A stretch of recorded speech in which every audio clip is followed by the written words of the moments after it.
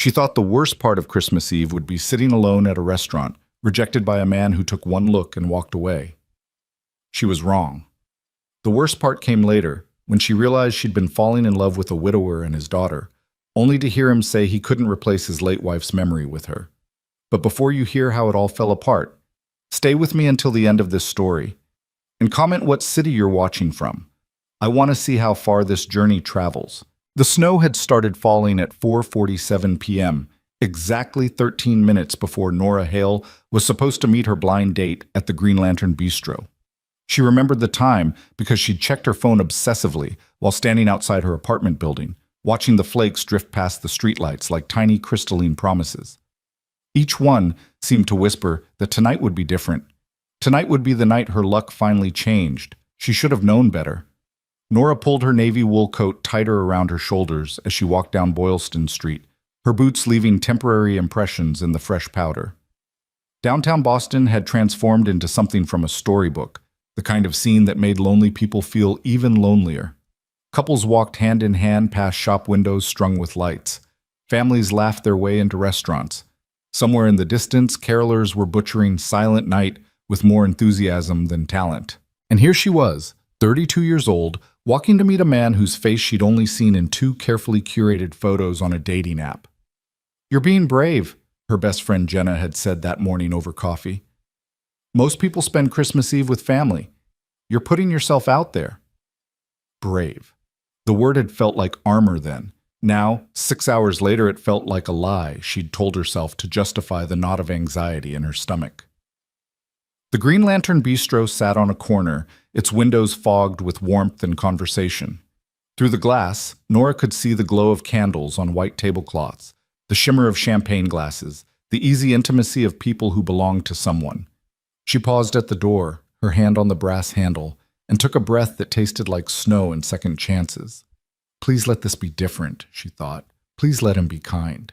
The hostess, a young woman with perfect winged eyeliner and a smile that suggested she'd never been stood up in her life, greeted Nora with practiced warmth. "Good evening! Welcome to the Green Lantern. Do you have a reservation?" "Yes. Under Thompson? James Thompson?" Nora's voice came out smaller than she'd intended. The hostess scanned her list. "Ah, yes.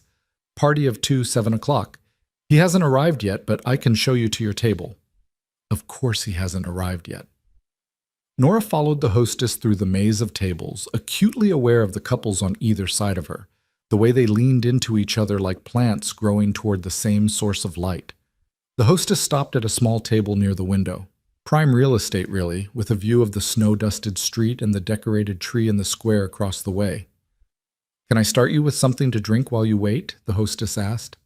"Water is fine. Thank you." Alone at the table, Nora arranged herself carefully. Coat on the back of the chair, purse at her feet. Phone face down on the table because checking it constantly made her look desperate, even if desperate was exactly what she felt. She smoothed her dress, a deep green velvet number she'd bought specifically for tonight, one that made her feel elegant instead of just ordinary, and tried to remember the breathing exercises her therapist had taught her. In for 4. Hold for 4. Out for 4. 7 o'clock came and went. Nora ordered a glass of Chardonnay she didn't really want. The waiter, an older man with kind eyes that reminded her of her father, brought it with a sympathetic smile that made her wonder if he could smell the desperation on her after all. 7:15. 7:23. 7:37. Other diners began to glance her way. She felt their pity like a physical weight. The woman at the next table leaned over to her husband, whispering something that made him look at Nora with an expression that said, "There but for the grace of God." A waitress clearing dishes nearby gave her an encouraging nod, the universal sign of "hang in there, sister." At 7:41, her phone buzzed. James Thompson. "Running late. Traffic is awful. Be there in 5 minutes." She could survive 5 more minutes. Nora took a long sip of wine and watched the snow accumulate on the windowsill. Somewhere inside her chest, hope flickered like a candle in a draft, weakening but not yet extinguished. 7:46, 7:52, 8:03. When James Thompson finally walked through the door at 8:07 p.m., 1 hour and 7 minutes late. Nora recognized him immediately from his profile pictures. Tall, probably 6'1" or 6'2", broad shoulders, the kind of jaw that suggested he'd been popular in high school and never quite got over it. He wore an expensive-looking charcoal suit and the casual confidence of a man who'd never doubted his own appeal. He spotted her table, walked over, and then, God, she'd replay this moment in her mind for weeks. He stopped 3 feet away and just looked at her. Really looked. His eyes traveled from her face down to her shoulders, to her dress, to the wine glass in her hand, and back up again. It was an assessment, clinical and cold, the way you might evaluate a used car you'd been misled about online. Nora felt something in her chest crack. "Nora?" he said, as if confirming what he already regretted. "Hi." "Yes." "James?" She stood, extending her hand, trying to salvage whatever this was becoming. He didn't take it. Instead, he sighed, actually sighed, and ran a hand through his hair. "Look, I'm sorry. I should have. The photos on your profile were different." The words hit her like ice water. "Different how?" "I don't know. The angle, maybe, or the lighting?" He shifted his weight, clearly uncomfortable, but not uncomfortable enough to stop talking. "It's just, I have a type, you know? And I like softer women. Curvier? More..." He gestured vaguely at her body, at her dress, at everything she'd spent 2 hours getting ready. "This isn't really what I was expecting." The restaurant noise seemed to recede. Nora heard her own heartbeat, loud and arrhythmic. Somewhere to her left, a woman laughed at something her partner said. The sound felt obscene. "So you're... what? Leaving?" Nora heard her own voice as if from a great distance. "Yeah, I mean, no point wasting both our evenings, right?" James glanced at his watch, an actual Rolex, because of course it was. "You seem nice, though. I'm sure you'll find someone who's into your look." He reached into his pocket, pulled out a $20 bill, and placed it on the table next to her wine glass. "Merry Christmas," he said. And then James Thompson walked out of the Green Lantern Bistro, leaving Nora standing alone beside a table set for two, holding a handshake that no one had accepted. For a long moment, she didn't move. Couldn't move. The other diners had definitely noticed now. She felt their eyes like hot coals against her skin. The waiter who'd brought her wine earlier approached cautiously, the way you might approach a wounded animal. "Miss, are you... would you like me to box up anything, or..." No, thank you." Her voice sounded remarkably steady. I'll just go." Her hands shook as she reached for her coat. The fabric felt impossibly heavy as she pulled it on. Her purse strap tangled on the chair. She fumbled with it, her vision blurring, and that's when she realized she was crying. Not sobbing, nothing that dramatic. Just tears, silent and hot, sliding down her cheeks and dripping onto the green velvet dress she'd been so proud of 2 hours ago. "Don't break down here. Not here, just get outside." She turned toward the exit, head down, when a voice, small and clear as a bell, stopped her in her tracks. "Why are you sad?" Nora looked down. A little girl stood at her knee, no more than 3 years old, wearing a red velvet dress that matched the Christmas decorations scattered throughout the restaurant. She had wild dark curls pulled into 2 uneven pigtails, and eyes the color of hot chocolate.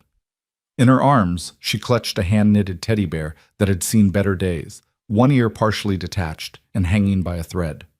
The child stared up at Nora with the kind of unfiltered concern that only small children possess, completely sincere, utterly fearless. Nora wiped at her face with the back of her hand. "I'm okay, sweetie. I'm fine." "You're not fine. You're crying." The girl said this matter-of-factly, as if pointing out that the sky was blue or snow was cold. She shifted the bear to one arm and reached up with her free hand, her tiny fingers stretching toward Nora's. "Crying means sad. Are you sad?" "Daisy! Oh my God, Daisy, I'm so sorry!" A man appeared behind the child, moving with the controlled panic of a parent whose kid has just latched onto a stranger. He was younger than Nora expected, mid-30s maybe, with the kind of exhausted handsomeness that came from too many sleepless nights. Dark hair that needed a cut. gray eyes that looked permanently worried, flower on his sleeve. He placed a gentle hand on the girl's shoulder. Daisy, honey, you can't just walk up to people and... His eyes landed on Nora's face, taking in the tears, the trembling hands, the obvious distress. His expression shifted immediately from embarrassment to concern. Oh, miss, I'm really sorry if she bothered you. She has a habit of trying to fix things. I'm not bothering, Daisy said indignantly. I'm helping. She's sad, Daddy. I can see that, baby, but sometimes grown-ups need space when they're... No, Nora said suddenly, surprising herself. She knelt down until she was eye level with Daisy, not caring that her knees pressed into the restaurant's hardwood floor or that more people were definitely staring now. No, she's not bothering me at all. Up close, the little girl smelled like maple syrup and baby shampoo. Her pigtails were definitely uneven, one significantly higher than the other, and there was what looked like crayon on her collar. She studied Nora's face with the intensity of a tiny scientist. Did someone make you sad? Daisy asked. The question was so direct, so innocent, that Nora felt something loosen in her chest. Yes, she admitted. Someone made me sad. Daisy nodded gravely, as if this confirmed her suspicions. Then, without warning, she launched herself forward and wrapped her small arms around Nora's neck. The hug was sticky and tight and smelled like children and Christmas dinner. Nora's breath caught. When was the last time someone had hugged her like this? Like she was precious. Like she mattered. She couldn't remember. Hugs fix droopy faces, Daisy whispered against her shoulder, a pronouncement that sounded like a direct quote from some parenting book. That's what my daddy says. Over the child's curls, Nora met the father's eyes. He looked mortified. I am so sorry, he said again. Daisy, we need to let the nice lady... It's okay, Nora said softly. She gently extracted herself from the hug and smiled at Daisy, the first genuine smile she'd managed all evening. Thank you. That was exactly what I needed. Daisy beamed, showing a gap where a tooth should have been. See, Daddy? I fixed her droopy face. The man ran a hand through his hair, a gesture that made him look suddenly, vulnerably human. We're working on boundaries. The concept of personal space. It's a process. It's a good quality, Nora said, standing up. Her knees protested slightly. Being kind, wanting to help. Most people find it alarming when a 3-year-old launches herself at them in restaurants. I'm not most people. The words hung in the air between them for a moment. Something flickered across his face. Recognition, maybe, or curiosity? He extended his hand, the gesture formal, but his smile warm. Mason Carter, he said. And you've met Daisy, who apparently moonlights as an emotional support child. Nora Hale. His hand was warm, calloused, real. She held it perhaps a beat too long before letting go. And I think emotional support child might be the best job description I've ever heard. I'm not a child. I'm 3 3/4, Daisy interjected with immense dignity. Then she grabbed Nora's hand with surprising strength. Are you eating dinner? We're eating dinner. You can eat with us. Daisy, Mason said gently, Miss Nora probably has plans. I don't, Nora blurted out before she could stop herself. The truth landed between them, raw and slightly pathetic. I mean, I did, but... She gestured vaguely at the empty table behind her, the wine glass, the $20 bill that James had left like payment for services not rendered. They fell through. Understanding dawned in Mason's eyes. Not pity, thank God, not pity, but something softer. Recognition, maybe. The look of someone who understood what it meant to sit alone at a table set for 2. Then, please, he said quietly, join us. I promise Daisy's table manners are better than her boundary recognition, marginally. They're very good, Daisy insisted. I use a fork and a spoon. Nora looked at them, this tired father and his wild-haired daughter, and felt something shift inside her chest. It wasn't hope, exactly. Hope had been shattered about 15 minutes ago when James Thompson had looked her over like damaged goods. This was something smaller, more fragile.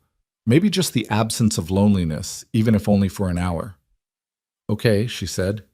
Yes, thank you. Daisy's squeal of delight turned several heads.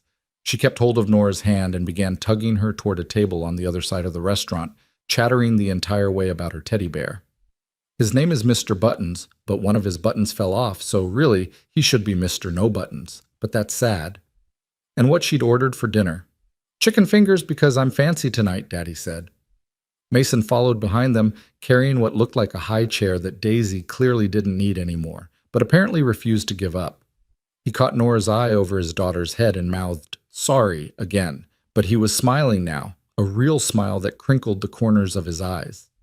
Their table was next to a window, similar to the one Nora had just abandoned. Mason had already ordered 2 plates of pasta, a side of chicken fingers, and what looked like enough bread to feed a small army. "We over-ordered," Mason explained as he helped Daisy climb into her chair. "We always over-order. Daisy's convinced we're going to run out of food mid-meal, like we're trapped in a snowstorm instead of just in downtown Boston." "One time we ran out of French fries," Daisy said solemnly. "It was very terrible." "It was a minor fry shortage at best," Mason corrected, but he was smiling. He pulled out a chair for Nora, another old-fashioned gesture that felt like something from a different era. "Please, sit. And if you're vegetarian or have allergies or anything, we can order you something else." "I'm not," Nora said, sitting down slowly, still slightly dazed by the turn her evening had taken. "And pasta sounds perfect, actually." The waiter appeared, a different one from before, mercifully, someone who didn't know she'd just been publicly rejected. Mason ordered another plate of pasta and a glass of wine for Nora, checking with her first about what kind she preferred. His attention to these small details felt almost foreign after months of bad first dates and worse second dates. When the waiter left, Daisy immediately launched into a detailed explanation of Mr. Button's entire backstory, which apparently involved a dramatic rescue from a thrift store and a complicated surgery to reattach his arm. Mason listened with the patient attention of someone who'd heard this story 800 times, but still found it charming. Nora found herself relaxing, the tension in her shoulders slowly unwinding.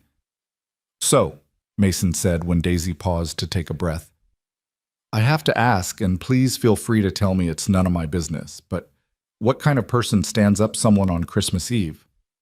The question was gentle, no judgment in it, but Nora still flinched. "He didn't stand me up, technically. He showed up.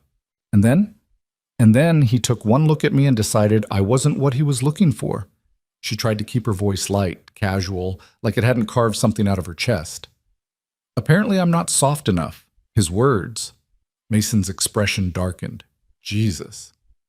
"Jesus is a bad word," Daisy piped up helpfully. "Unless you're praying." "You're right, baby. Sorry." Mason looked at Nora, and there was something fierce in his eyes now. "That guy is an idiot. You don't know that.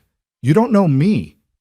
I know that anyone who would judge someone based on," he gestured at her, struggling for words, "based on whether they fit some predetermined checklist, that person is missing the whole point."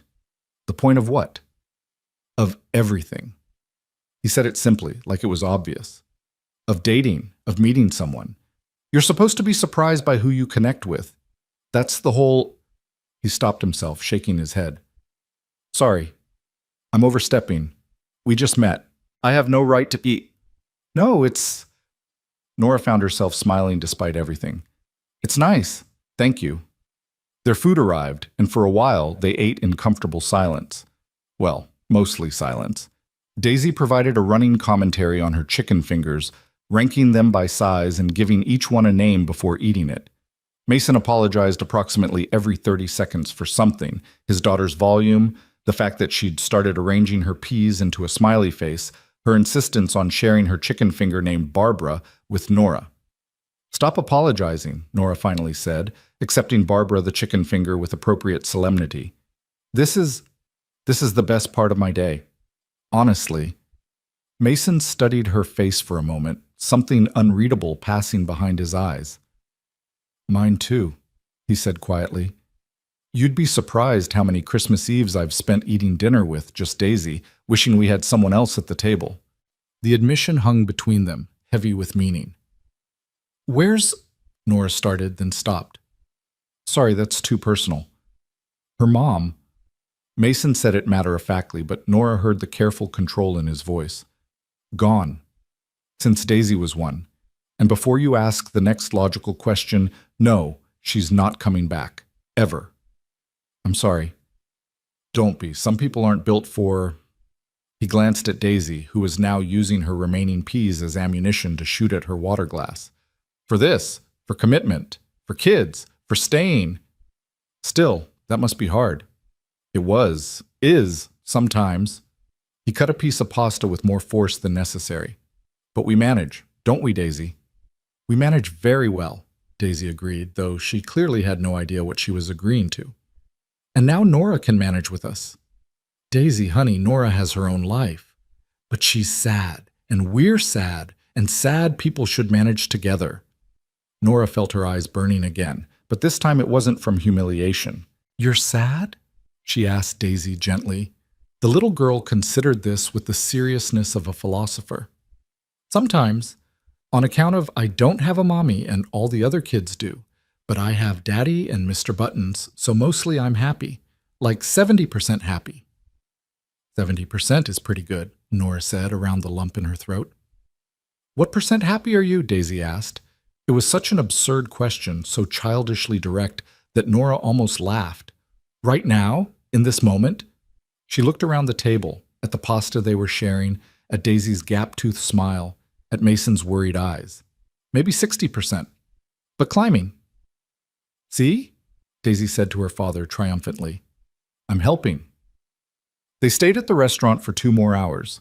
The pasta turned into dessert, chocolate cake that Daisy insisted on helping Nora eat, which meant Daisy ate most of it while Nora gamely nibbled at the edges. Mason told stories about his work as a bakery owner, about inheriting his grandmother's recipes and his battle with a temperamental industrial oven named Bertha.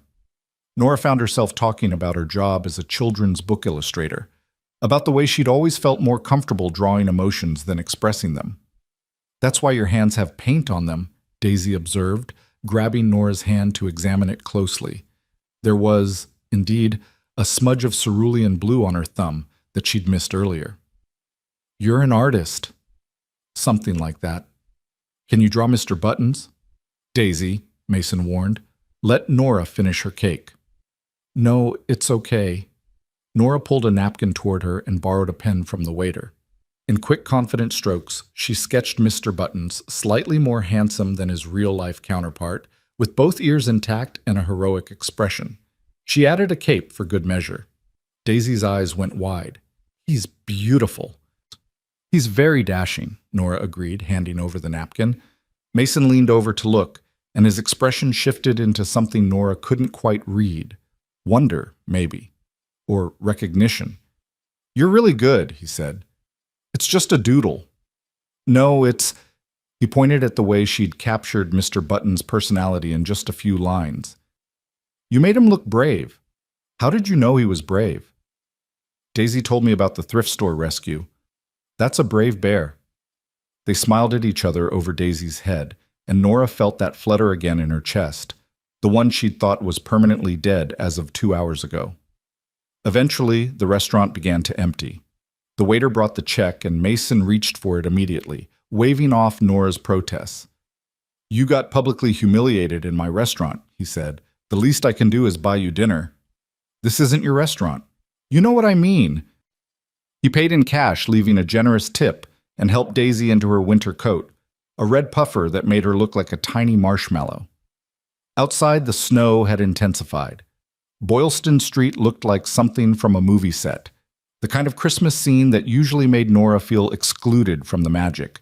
But standing there with Mason and Daisy, watching the snow fall through the streetlight, she felt something she hadn't expected. Belonging. Which way are you headed? Mason asked, zipping Daisy's coat up to her chin. Toward the Common. I'm on Beacon Hill. We're going that way too. Walk with us? They made their way through the snowy streets, Daisy between them, holding both their hands and swinging with each step. She chattered about everything and nothing, about how snowflakes were actually made of ice crystals shaped like stars, about how Santa was probably almost done with his deliveries, about how she'd asked for a new mommy for Christmas, but her daddy said, that's not how Santa works. Mason looked like he wanted the snow to swallow him whole. I told her Santa brings toys, not people, he explained quietly while Daisy was distracted by a particularly impressive Christmas display. But she's convinced there's a loophole. Is there? Nora asked, surprising herself. A loophole? For someone who deserves a family? He looked at her then, really looked at her, and Nora saw something in his expression that made her breath catch.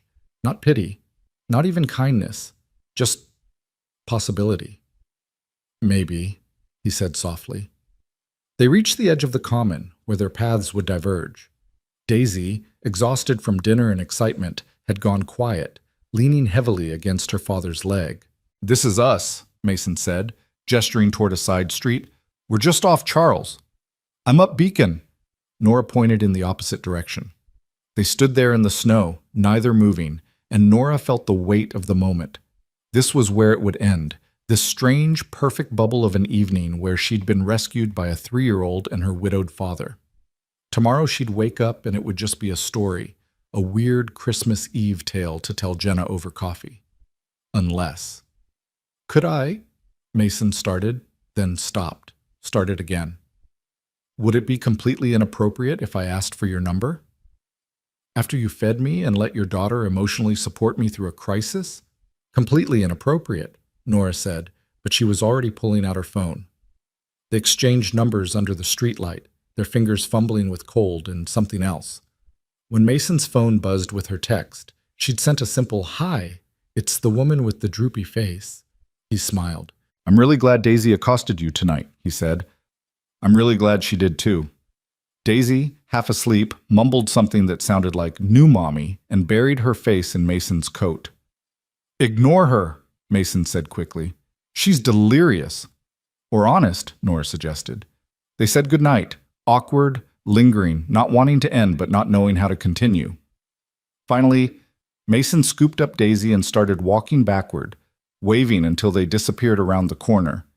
Nora stood in the snow for a long moment after they'd gone, her phone warm in her pocket, her heart doing something complicated in her chest. The evening had started with rejection and humiliation. It should have broken her. But instead she felt hope. The fragile, dangerous kind.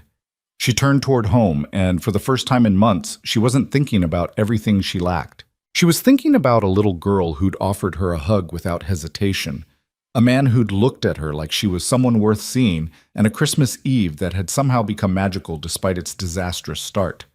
Her phone buzzed. Mason Carter. "Daisy wants me to tell you that you're invited to breakfast tomorrow. Actually, she demanded it. I'm just the messenger." Nora smiled at the screen, snowflakes catching in her hair. Nora Hale. "What time?"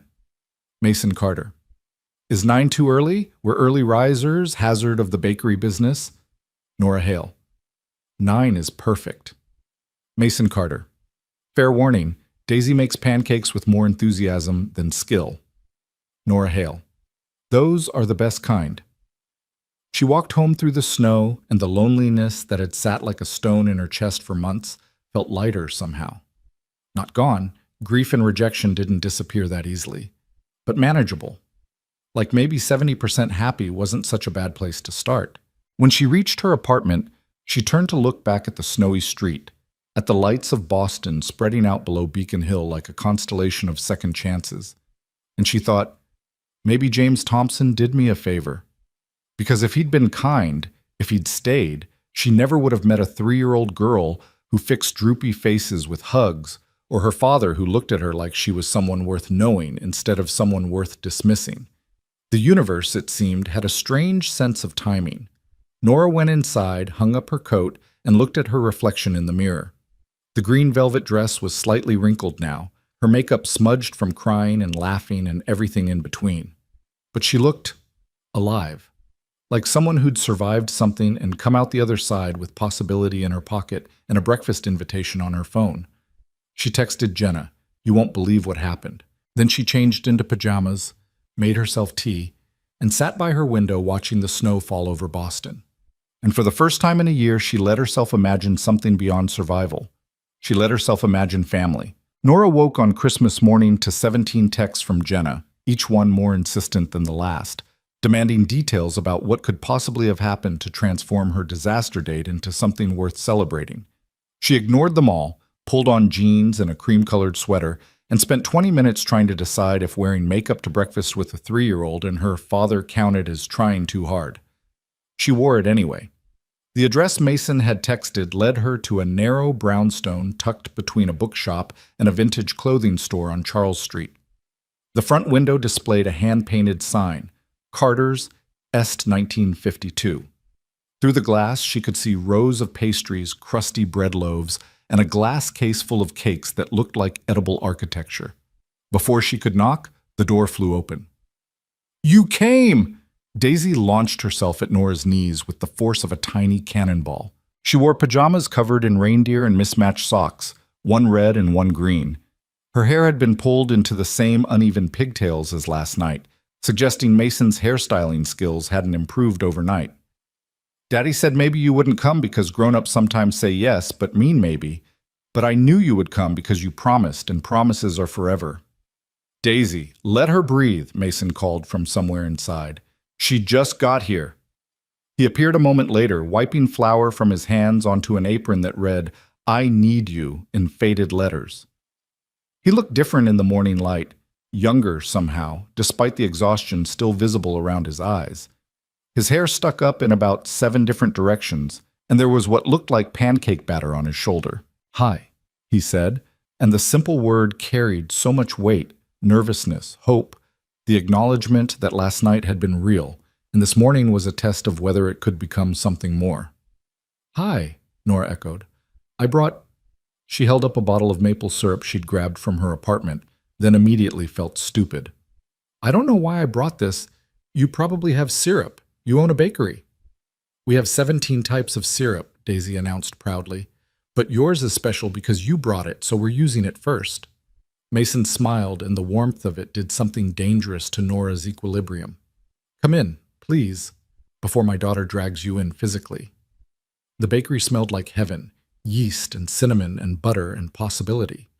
The front room housed the shop itself, empty now because of the holiday, but Nora could imagine it full of morning customers clutching coffee and croissants. Mason led her through a doorway behind the counter and up a narrow staircase. "We live above the shop," he explained. "My grandmother started the business. My dad took it over, then me. It's kind of a family curse, or blessing, depending on the day." "Today it's a blessing," Daisy interjected, skipping up the stairs ahead of them, "because we have pancakes." The apartment above the bakery was small but warm, decorated in what Nora would call comfortable chaos. Daisy's toys occupied every horizontal surface. Books leaned in precarious towers. A Christmas tree stood in the corner, slightly crooked, decorated with an eclectic mix of ornaments that looked handmade. Nora spotted several that were clearly Daisy's work: construction paper snowflakes, popsicle stick reindeer, and what might have been an angel or possibly a very abstract chicken. "Sorry about the mess," Mason said, moving a stack of picture books off the couch. "We had big plans to clean before you came, but then Daisy insisted on making you a welcome card, which somehow involved glitter, and—" He gestured at the dining table, which was indeed covered in enough glitter to supply a small craft store. "I made you 3 cards," Daisy announced, presenting them with a flourish, "because one wasn't enough for how much I like you." The cards were masterpieces of 3-year-old artistry. The first showed 2 stick figures holding hands under a yellow circle. The sun, Nora assumed. The second was mostly purple scribbles with NRA written in wobbly letters. The third, and this one made Nora's breath catch, showed 3 figures: a tall one, a small one, and a medium one with brown, scribbly hair that matched Nora's. "That's our family," Daisy explained, pointing. "That's me, that's Daddy, and that's you." Mason's face went pale. "Daisy, honey, we talked about this. Nora is our friend. She's not—" "She could be," Daisy said stubbornly, "if she wanted." Nora knelt down until she was eye level with the little girl. "These are beautiful," she said carefully, not looking at Mason because she could feel his mortification radiating like heat. "Can I keep them? Forever and ever?" "Forever and ever." Daisy beamed and threw her arms around Nora's neck again, and over the child's shoulder, Nora finally met Mason's eyes. He mouthed, "I'm sorry," for probably the 15th time since they'd met, but Nora just shook her head slightly. She wasn't sorry. Not even a little bit. Breakfast was exactly as chaotic as promised. Daisy had indeed helped make the pancakes, which meant they came in various abstract shapes. One looked vaguely like a dinosaur, another like a blob with aspirations. Mason had also made bacon, eggs, and what he called Christmas morning cinnamon rolls that were still warm from the oven downstairs. "These are incredible," Nora said around her third bite of cinnamon roll. "Seriously, this is like eating a cloud made of sugar and butter." "That's Grandma Carter's recipe," Mason said. "She always said the secret was using way more butter than any sane person would consider necessary, and then doubling it. Your grandmother was a genius." "She really was." Something flickered across his face. Grief, maybe, or nostalgia. "She passed 3 years ago. Left me the bakery and about 10,000 recipes written on index cards in handwriting I can barely read." "But we're learning them," Daisy chimed in, her mouth full of pancake. "Sometimes they turn out wrong, and we have to feed them to the birds, but mostly they're good." "Mostly," Mason agreed. They ate at the small dining table, Daisy narrating every bite and periodically insisting on feeding Nora pieces of pancake because sharing is caring. Mason apologized less as the meal went on, settling into an easier rhythm. He told stories about learning to bake from his grandmother, about the time he'd accidentally used salt instead of sugar in a wedding cake, about the regular customer who came in every Tuesday for the same blueberry muffin and would accept no substitutes. Nora found herself relaxing in a way she hadn't in months. There was no performance here, no trying to be impressive or interesting or enough. She could just exist. Listen, laugh at Daisy's increasingly absurd explanations for why dinosaurs probably liked pancakes. After breakfast, while Mason cleaned up despite Nora's offers to help, Daisy gave her the official apartment tour. It took approximately 45 seconds because the apartment was tiny, but Daisy stretched it to 15 minutes by providing detailed backstories for every toy, book, and piece of furniture. "This is my room," she announced, pushing open a door to reveal a space that looked like a rainbow had exploded. The walls were painted lavender. The bedspread was covered in unicorns. Drawings covered every available surface, taped to walls, scattered on the floor, pinned to a corkboard that held at least 60 pieces of artwork. "You like to draw," Nora observed. "I like to draw very much." Daisy pulled out a box from under her bed, overflowing with crayons, markers, and what looked like finger paints. "Daddy says I'm going to be a famous artist someday and people will pay lots of money for my pictures." "I think your daddy is right. Can you draw with me?" Before Nora could answer, Mason appeared in the doorway. "Daisy, Nora doesn't have to—" "I'd love to," Nora interrupted. "If you have paper?" 20 minutes later, they were sprawled on the living room floor, surrounded by art supplies. Daisy drew with the intense concentration of a surgeon, her tongue poking out slightly as she worked on what she explained was a picture of Mr. Buttons fighting a dragon. Mason sat on the couch with a cup of coffee, occasionally offering commentary, but mostly just watching. Nora sketched idly, her hands moving without conscious thought. She drew what she always drew when she wasn't thinking: windows. She'd been drawing windows since she was a child, always looking in at scenes of warmth and family. A therapist had once suggested it represented her feeling of being on the outside looking in. Nora had stopped seeing that therapist. "That's pretty," Daisy said, abandoning her dragon to peer at Nora's sketch. "What is it?" "It's a window. See? You can look through it and see a family having dinner." Daisy studied it seriously. "Are they happy?" "I think so. See how they're all leaning toward each other? That means they like being together. Like us." The words hung in the air. Nora glanced up at Mason, who was staring into his coffee cup like it contained the secrets of the universe. "Yeah," Nora said softly. "Like us." They drew for another hour. Daisy created approximately 17 masterpieces, each one requiring detailed explanation and lavish praise.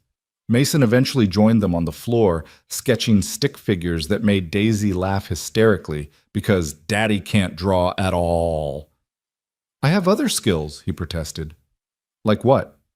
"Like making sure you eat vegetables, like remembering to pay the electric bill. Like—" He reached over and tickled Daisy's ribs, making her shriek with laughter. The sound filled the small apartment, bright and pure, and Nora felt something crack open in her chest. This was what she'd been missing, not romance necessarily, not grand gestures or dramatic declarations, just this. The casual intimacy of being included, of mattering to someone, of being part of the warmth instead of drawing it from the outside. Her phone buzzed. Jenna again. Jenna, if you don't tell me what happened, I'm coming over there. Nora, I'm at breakfast with the guy from last night and his daughter. Jenna, excuse me? Nora, I'll explain later. Jenna, you better. I want details. I want a novel. Nora silenced her phone and looked up to find Mason watching her. Everything okay? He asked. Just my best friend demanding to know why I'm not home, wallowing in rejection. And what are you going to tell her? Nora looked around the apartment, at the crooked Christmas tree, at Daisy singing to herself while she drew, at the cinnamon roll crumbs still on the table, at Mason's worried gray eyes. The truth, that I got rejected by an idiot and rescued by a 3-year-old. I'm 3 3/4, Daisy corrected without looking up. My mistake. The day unfolded with the lazy sweetness of Christmas morning. They watched a movie, Daisy's choice, something animated involving talking animals and a villain who wasn't actually that villainous. Daisy fell asleep halfway through, curled against Nora's side like she'd done it 1,000 times before. Mason carefully extracted his daughter and carried her to her room. When he came back, he sat on the couch next to Nora, leaving a respectful distance between them that somehow felt more intimate than touching. She really likes you, he said quietly. I really like her. She doesn't usually... He paused, searching for words. Daisy's friendly with everyone, but she doesn't usually attach like this. Not this fast. Is that a problem? I don't know. Mason ran a hand through his hair, the gesture Nora was coming to recognize as his tell when he was anxious. I guess I'm worried about what happens if this, he gestured between them, doesn't work out. She's already calling you her new mommy. She's 3. She doesn't understand casual. Do you want casual? Nora asked, proud that her voice stayed steady. Mason looked at her then, really looked at her, and Nora saw everything in his expression, the fear, the hope, the bone-deep exhaustion of being a single parent who'd stopped believing in fairy tales. No, he said finally, but I don't know if I can do anything else. Not with Daisy. It's all or nothing with her in the picture. You'd be signing up for... He gestured around the apartment, at the toys and the chaos, and the life built for 2 that might have room for 3. For all of this. For a ready-made family. For a kid who draws on the walls and asks 12,000 questions before breakfast and still has nightmares about whether her mom left because she wasn't good enough. Nora's chest tightened. Is that what she thinks? Sometimes. On bad days. Mason's voice cracked slightly. I tell her the truth. That her mom left because of her own issues, not because of anything Daisy did. But she's 3. She doesn't understand adult dysfunction. She just knows she's the only kid in her preschool class without a mom. That must be hard, for both of you. It's the hardest thing I've ever done. He said it simply, without self-pity. Watching her ask Santa for a new mom because she doesn't understand that people aren't presents. Explaining why all the other kids have 2 parents at the school play and she only has 1. Making sure she knows she's enough, even when the world keeps showing her examples of families that look different from ours. Nora reached over and took his hand. His fingers were warm, calloused from baker's work, trembling slightly. Can I tell you something? She said. Anything. Last night, before Daisy found me, I was sitting at that table thinking that maybe there was something wrong with me, that maybe I was fundamentally unlovable, and James could just see it faster than most people. I went to that restaurant hoping for a chance at normal, and instead I got confirmation of every insecure thought I've ever had about myself. Mason's hand tightened around hers. And then this tiny human I'd never met looked at me like I was worth caring about. Not because of how I looked or what I could offer, but just because I was sad and she wanted to help. And her father treated me like a person instead of a disappointment. You have no idea what that meant. Nora, I'm not done. She took a breath. I know it's fast. I know it's crazy. We met literally 12 hours ago. But when I woke up this morning, I wasn't thinking about James or about being rejected. I was thinking about having breakfast with you and Daisy, about whether she'd remember me, about whether this was real or just a beautiful accident." "It's real," Mason said quietly. "At least I want it to be." "So do I." They sat there on the couch, hands intertwined, while the Christmas movie played to an empty room and Daisy snored softly in her bedroom. Outside, snow began to fall again, dusting the windows of the apartment above the bakery. "I should probably tell you," Mason said after a while, "that I'm a mess. Daisy's mom, her name was Rachel, she left without warning. Just walked out one day while I was at the bakery and Daisy was with the sitter. I came home and there was a note that said she couldn't do it anymore, couldn't be a mother, couldn't be tied down, just couldn't." God, Mason. I spent a year waiting for her to come back, thinking maybe she just needed time. Maybe she'd realize what she was missing, but she never did. Changed her number, blocked me on everything. Her parents won't even tell me where she is. He laughed, but there was no humor in it. "So yeah, abandonment issues, trust problems, the whole package." "We all come with packages," Nora said. "Mine includes anxiety, a fear of not being enough, and a bad habit of drawing windows that symbolize my feeling of being excluded from normal life." "That's what you were drawing earlier." "Yeah. But you're not on the outside anymore," Mason pointed out. "You're here, inside, with us." The simple observation made her eyes burn.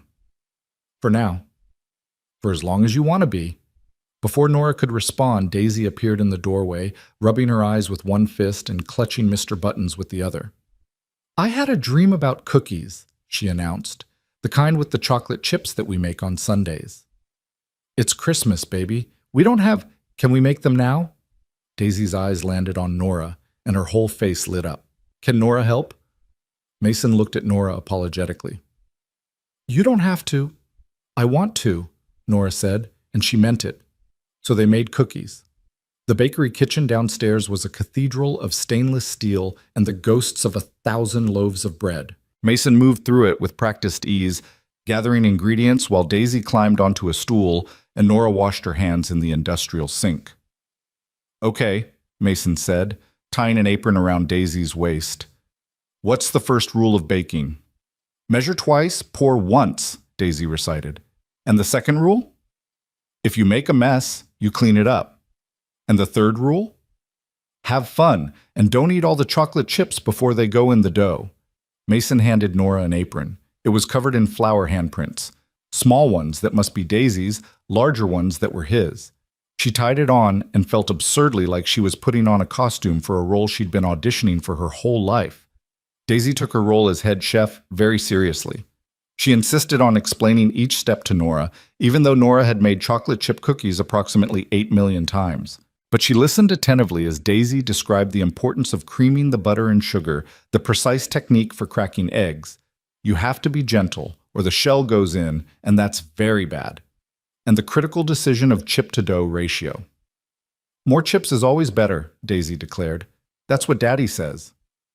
"That is not what I say," Mason protested. "I say there's a balance." "More chips," Daisy repeated firmly, dumping another handful into the bowl. They worked together, the three of them, in a rhythm that felt startlingly natural. Mason guided Nora through his grandmother's recipe, his hand occasionally covering hers to show her the right texture. Daisy narrated everything like she was hosting a cooking show. Flour ended up everywhere, on the counter, on the floor, on Nora's face where Daisy had accidentally dusted her while giggling. "You're supposed to supervise her," Nora said to Mason, wiping flour from her cheek. "I am supervising. I'm supervising you both making a mess of my kitchen." "Our kitchen," Daisy corrected. "And messes are part of art, Daddy. You said that." "I meant metaphorical messes, not literal flour explosions." But he was smiling, the kind of smile that crinkled his eyes and made him look younger. Nora caught herself staring and looked away quickly, focusing on rolling cookie dough into perfect spheres while Daisy insisted each one needed a name. "This one's Margaret. This one's Phil. This one's Sparkle Princess the Third." "What happened to Sparkle Princesses 1 and 2? Nora asked. "We ate them yesterday," Daisy said matter-of-factly. The cookies went into the oven, and while they baked, Daisy demanded they play hide-and-seek in the bakery. Mason tried to veto this idea, but Nora was already agreeing, and Daisy was already running off to hide. They found her behind a stack of flour bags, giggling so hard she gave herself away immediately. Then it was Nora's turn to hide. She squeezed into a supply closet and listened to Daisy's footsteps thundering through the bakery, Mason's voice gently guiding her. Warmer, colder, warmer again. When they found her, Daisy threw herself into Nora's arms with such force they both nearly toppled over. "You're good at hiding," Daisy declared, "but not good enough for me." They played 3 more rounds before the timer dinged. The cookies emerged from the oven, golden and perfect. The chocolate chips still melted and glossy. Daisy insisted they eat them immediately, despite Mason's warnings about burning their mouths. "Sometimes," he said, watching Nora and Daisy blow on hot cookies with identical expressions of impatient anticipation, "burned mouths are worth it." They ate warm cookies and drank cold milk at the prep counter, their legs dangling from tall stools. Daisy got chocolate on her face, her hands, and somehow in her hair. Mason laughed more than Nora had heard him laugh yet, and the sound did something dangerous to her heart. "Best Christmas ever," Daisy announced through a mouthful of cookie. "Don't talk with your mouth full, baby." Daisy swallowed dramatically. "Best Christmas ever." "It's pretty good," Nora agreed softly, meeting Mason's eyes over Daisy's head. "Yeah," he said. "It really is." Evening came too quickly. Nora knew she should leave. She'd been there all day, and there were limits to how much of herself she should impose on this family she'd just met. But every time she mentioned going, Daisy found another reason she should stay. Dinner, a game, one more story. Finally, as the sky darkened and the snow picked up again, Mason walked her to the door. "Thank you for today," he said quietly, while Daisy was distracted by putting Mr. Buttons to bed. I can't remember the last time Christmas felt like this." "Like what?" "Full." He said it simply, but Nora heard everything underneath. The apartment, the day, my heart, all of it. Full. Nora reached up and touched his face, her palm against his cheek. He leaned into it, his eyes closing briefly. "Can I see you again?" he asked. "Not just once, I mean regularly, like we're doing this, for real. I'd like that." "Even with all the complications? Even knowing what you'd be walking into?" "Especially knowing," Nora said. "I don't want easy, Mason. I want real." He kissed her then, soft and careful, like she was something precious he was afraid of breaking. It was nothing like the passionate kisses in movies, but it was perfect. A promise more than a declaration, a beginning instead of a peak. When they pulled apart, Daisy was standing 3 feet away, grinning. "I knew it," she crowed. "I knew you were going to be my new mommy." "Daisy, we talked about this," Mason started, but Nora was laughing, and suddenly he was laughing too, and Daisy was hugging both their legs while snow fell past the window of the bakery. Nora walked home through the snowy streets of Boston, thinking about windows and families and the strange way life could pivot on a single moment. 24 hours ago, she'd been sitting in a restaurant watching her hope shatter. Now she was walking home with the taste of Mason's kiss on her lips and the echo of Daisy's laughter in her ears. Her phone buzzed. "Mason. She's asking when you're coming back." "Nora, what did you tell her?" "Mason. That I'd ask you. So, when are you coming back?" "Nora. Tomorrow too soon?" "Mason. Tomorrow's perfect." That night, Nora added a figure to one of her window drawings. A woman with brown scribbly hair, standing on the inside looking out. Not excluded anymore. Not on the outside looking in. Finally, beautifully, irrevocably inside. Tomorrow became the day after, which became the week after, which became a month of tomorrows strung together like lights on Daisy's crooked Christmas tree. Nora found herself spending more time at the apartment above the bakery than in her own place on Beacon Hill. Her toothbrush appeared in Mason's bathroom without discussion. Her favorite coffee mug claimed a spot in his cabinet. Daisy's artwork began arriving in her mailbox, carefully sealed envelopes containing drawings of the 3 of them, always together, always smiling. "She mails you pictures?" Jenna asked over lunch in mid-January, eyebrows raised so high they nearly disappeared into her hairline. "A 3-year-old mails you art?" Mason helps her with the stamps, Nora explained, stirring her soup without eating it. But Daisy insists on drawing them herself. Last week I got one of us as mermaids. That's adorable and slightly concerning in equal measure. Why concerning? Jenna set down her fork with the deliberate precision of someone preparing to say something difficult. Because you've known them for 3 weeks, Nora. 3 weeks. And you're talking about this like you're already a family. We're not. I mean, it's not like that. We're just, you have a toothbrush there. So? So you've dated guys for 3 months who never got toothbrush privileges. Jenna leaned forward. I'm not saying it's bad. I'm saying it's fast. Like, concerningly fast. And I'm worried you're setting yourself up to get hurt. Nora wanted to argue, but the truth was Jenna wasn't wrong. It was fast. Impossibly fast. The kind of fast that should have terrified her but somehow didn't. Instead, it felt like finally moving at the right speed after years of going too slow. I know it's fast, she said quietly, but it feels right. He feels right. She feels right. And what happens when it stops feeling right? What happens when reality sets in and you realize you've fallen in love with the idea of them instead of the actual complicated truth of them? The question sat between them like a third guest at the table. Nora didn't have an answer because she'd been carefully not asking herself the same thing.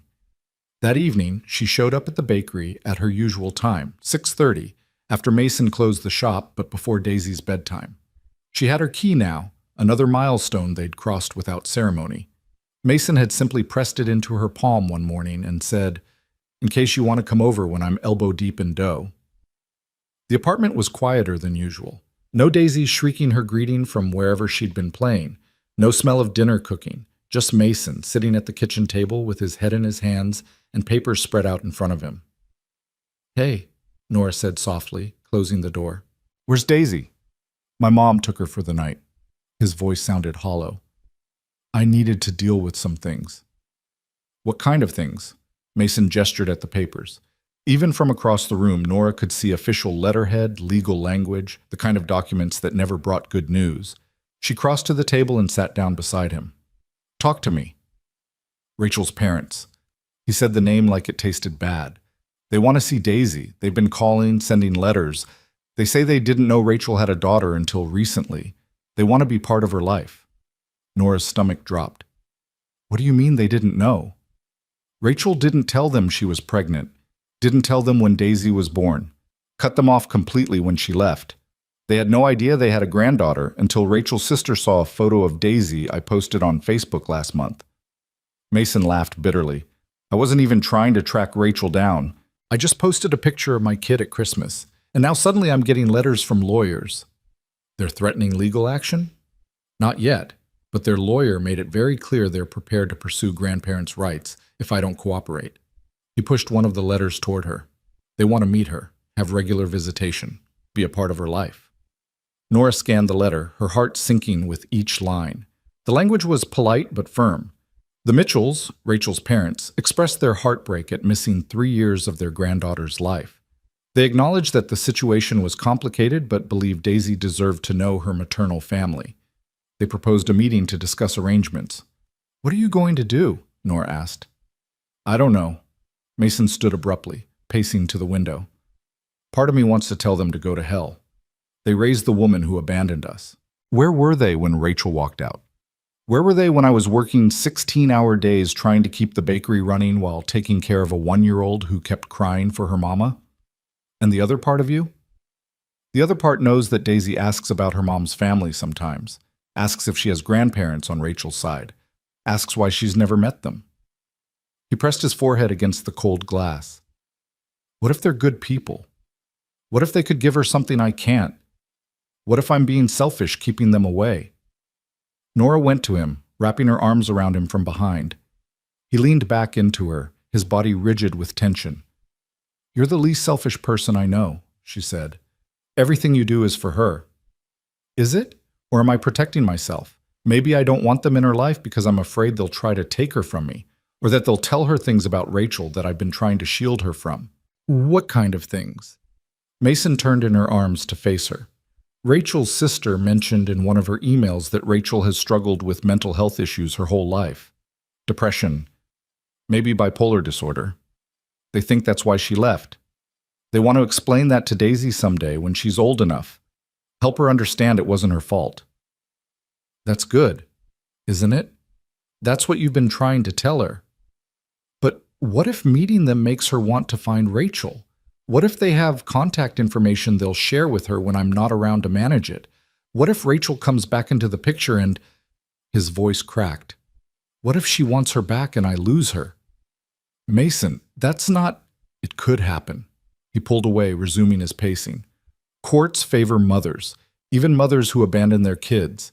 If Rachel showed up tomorrow with a good lawyer and a sob story about postpartum depression and mental health struggles, she could get partial custody. Maybe full custody. I could lose everything. The fear in his voice was visceral, and Nora felt her own anxiety spike in response.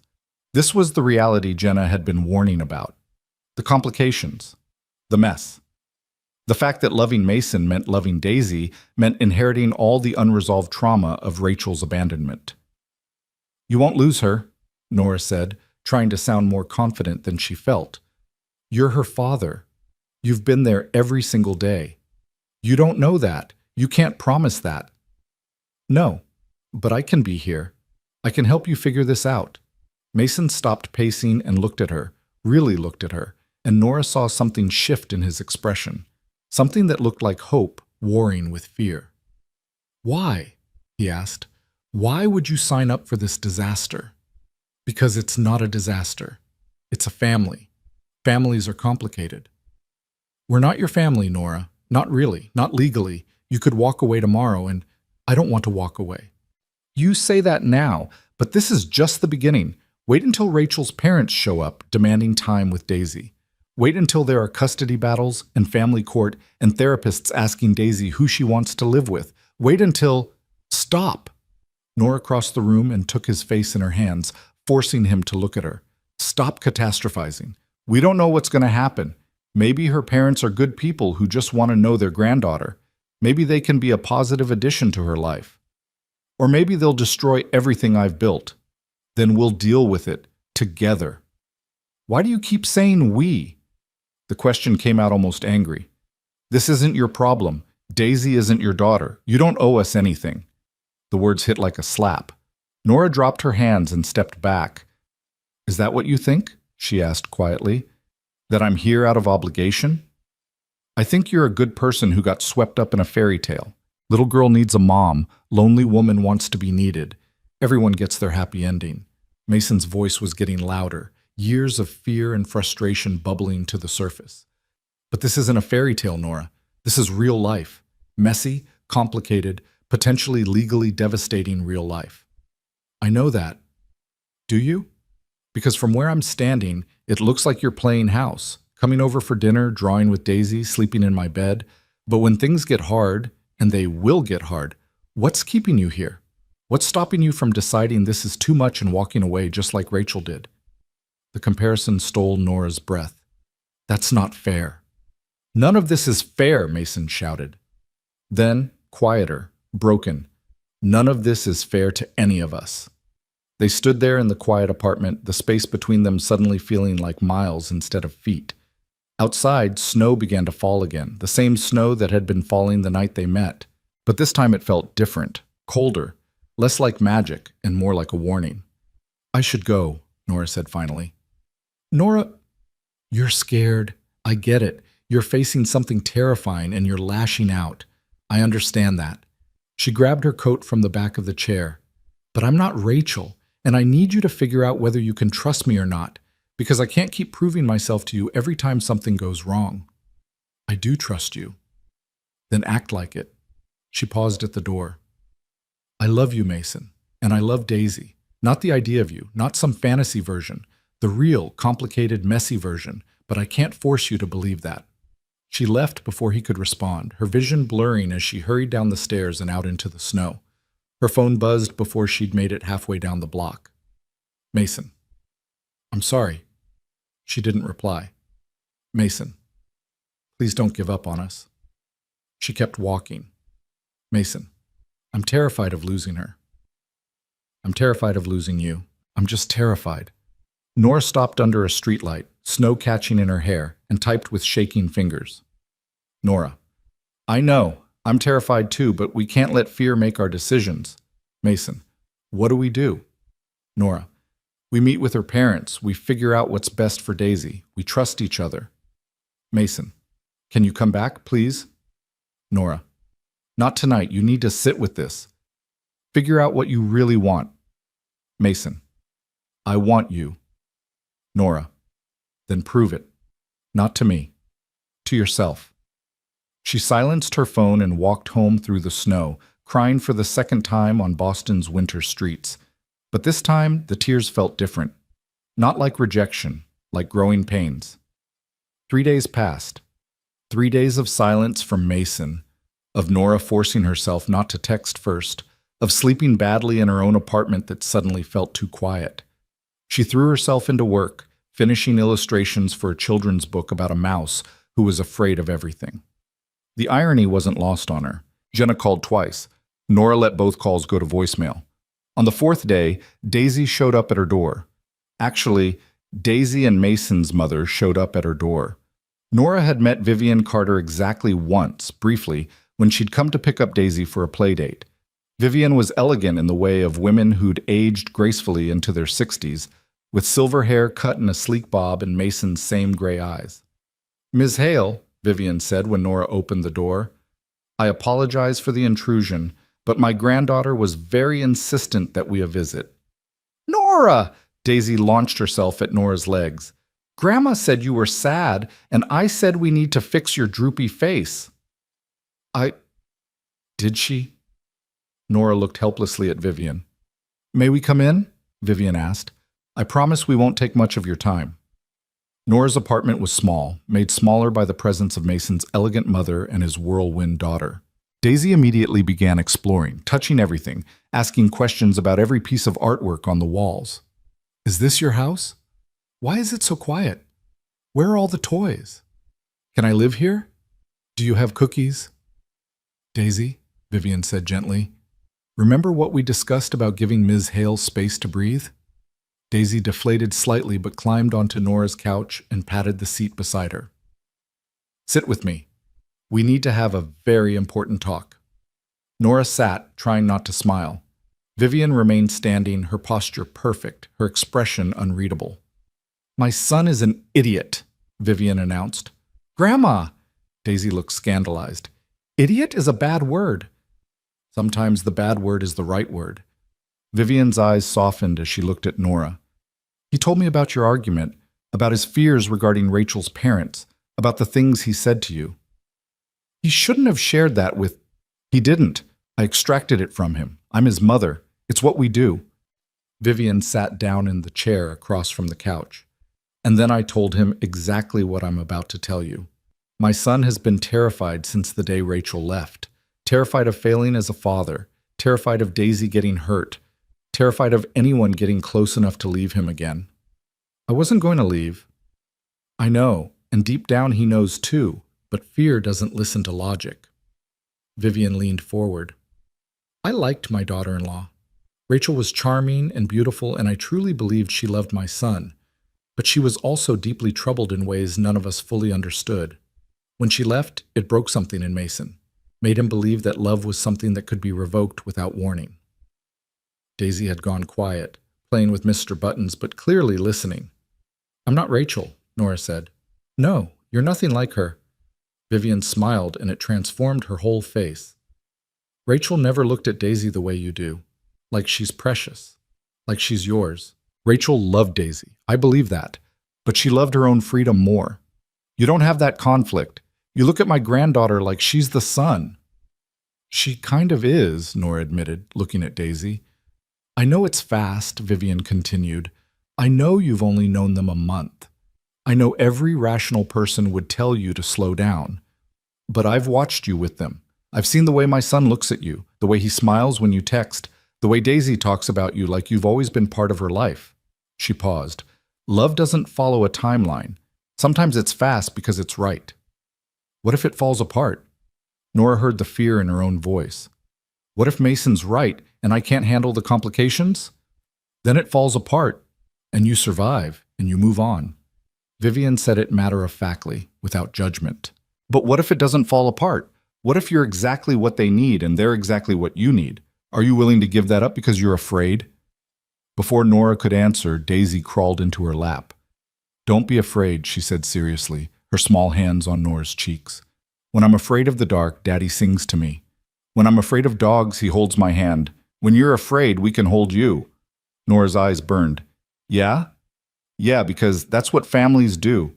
They hold each other when things are scary. Who told you that? You did.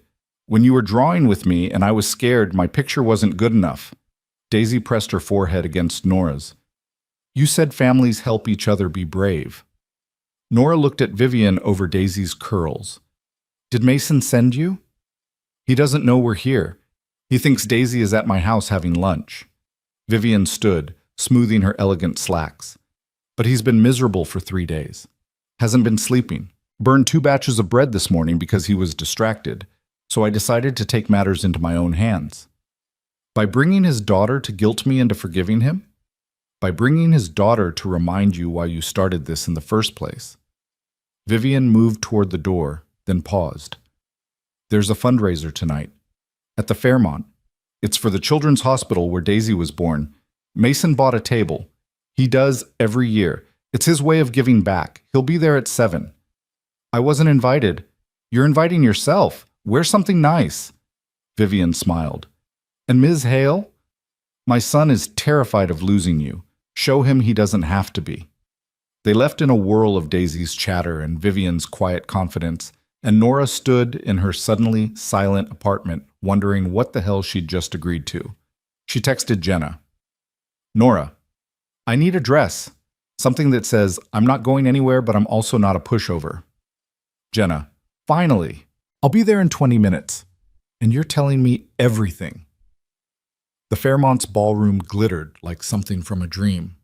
Crystal chandeliers, white-clothed tables, women in evening gowns and men in tuxedos. Nora felt underdressed in the simple black dress Jenna had convinced her to buy, until she saw Mason across the room and forgot to feel anything except nervous. He stood near a silent auction table, wearing a suit that fit him perfectly and looking like he hadn't slept in days. His mother was beside him, whispering something in his ear. He shook his head, his expression miserable. Then Vivian pointed directly at Nora. Mason's head snapped up. Their eyes met across the crowded ballroom, and Nora saw everything in his face. Surprise, hope, fear, longing. He moved toward her immediately, weaving through tables and guests, never breaking eye contact. You came, he said when he reached her. Your mother is very persuasive. She brought Daisy to your apartment, didn't she? She said she was taking her to lunch. She did take her to lunch. My lunch. Nora straightened her shoulders. We need to talk. I know. I've been trying to figure out what to say, how to apologize for, not here. She glanced around at the fundraiser guests who were definitely watching them. Is there somewhere private? Mason led her out of the ballroom, down a hallway, and into a small private library that the hotel apparently kept for guests. The noise of the party faded behind the heavy door. Books lined the walls. A fire crackled in the fireplace. It was absurdly romantic, and Nora tried not to let that affect her. I'm sorry, Mason said immediately. I'm so sorry. You were right. I was scared, and I lashed out, and I compared you to Rachel, and that was hurtful. Unforgivable. Not unforgivable, but hurtful. Nora sat on the leather couch facing the fire. You're not the only one who's scared, Mason. I'm terrified. I'm terrified of carrying this much this fast. I'm terrified of Daisy getting attached to me and then something going wrong. I'm terrified of not being enough for either of you. You're more than enough. Then trust me. Trust that I'm choosing this. Choosing you, both of you, complications and all. Mason knelt in front of her, taking her hands. I met with Rachel's parents yesterday. Nora's breath caught. You did? I called them the morning after you left, told them I'd meet them for coffee. No lawyers, just a conversation. He squeezed her hands. They're good people, Nora. They're heartbroken that they missed so much of Daisy's life. They don't want to take her from me. They just want to know her. How do you feel about that? Scared, but also Relieved? They told me things about Rachel that helped me understand, about her struggles with mental illness, about how she'd always run when things got hard, even as a kid. They think she left because she was spiraling and didn't want Daisy to see her that way. That doesn't excuse what she did. No, but it helps explain it. And they want to help Daisy understand someday that it wasn't about her, that it was never about her. Nora felt tears prick her eyes. That's good. That's really good. They asked about you, Mason said quietly. What? I told them about you, about how you came into our lives, about how Daisy adores you, about how I'm falling in love with you. He said it simply, without drama, like he was stating a fact as obvious as the sky being blue. And Rachel's mother said it sounded like Daisy was getting the mother she deserved, the one who chose to stay. Nora couldn't speak around the lump in her throat. I'm sorry I made you doubt that you belonged with us, Mason continued. I'm sorry I let my fear make you feel like you were temporary. You're not temporary, Nora. You're the person I want beside me when things get hard. You're the person I want to share good news with. You're the person I want Daisy to call mom someday, if that's what she wants and what you want. Mason, you don't have to answer now. I know it's fast. I know it's crazy. But I need you to know that I'm all in, completely, terrifyingly all in. He stood, pulling her up with him. So if you'll have us, both of us, with all our complications and our trauma and our occasional tendency to self-sabotage, we're yours. Nora kissed him then, hard and deep, pouring every ounce of fear and hope and love into it. When they broke apart, they were both crying. I'm all in too, she whispered. Completely, terrifyingly all in. They returned to the fundraiser hand in hand. Vivian saw them and smiled knowingly.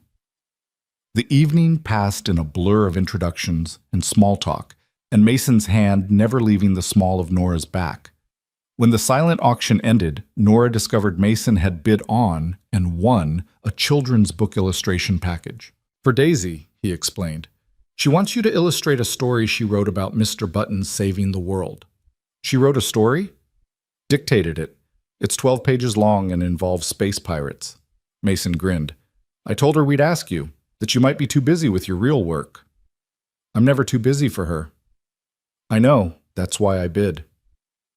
Later, as they stood on the hotel's balcony watching snow fall over Boston, Nora thought about Jenna's warning, about things moving too fast, about the risk of getting hurt. But risk was part of living, and she'd spent too many years being careful, being safe, being on the outside looking in. What are you thinking? Mason asked, wrapping his arms around her from behind.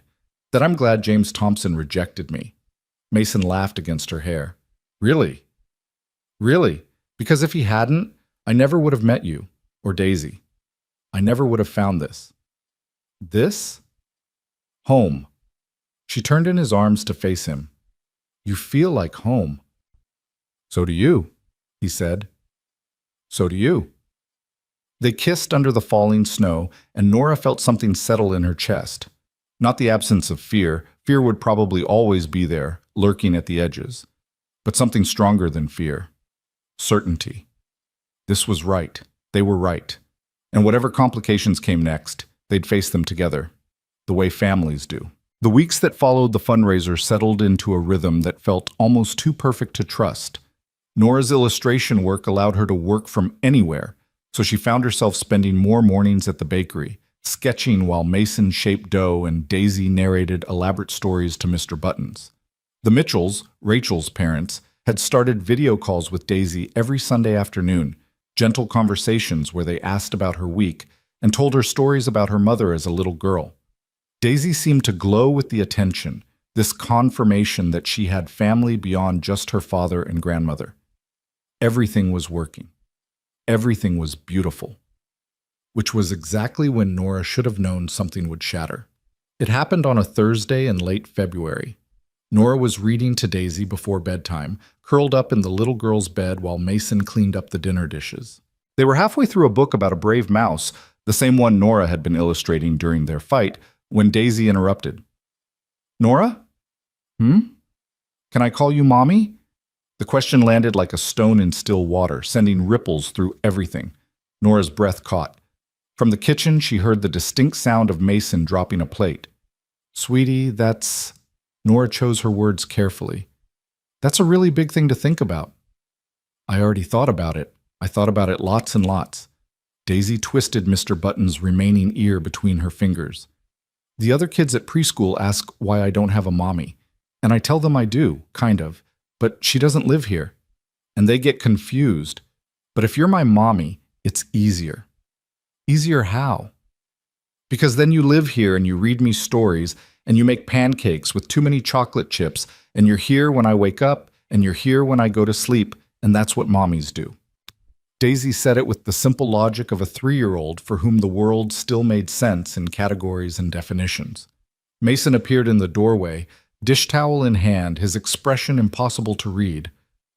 Baby, he said gently, that's a big question.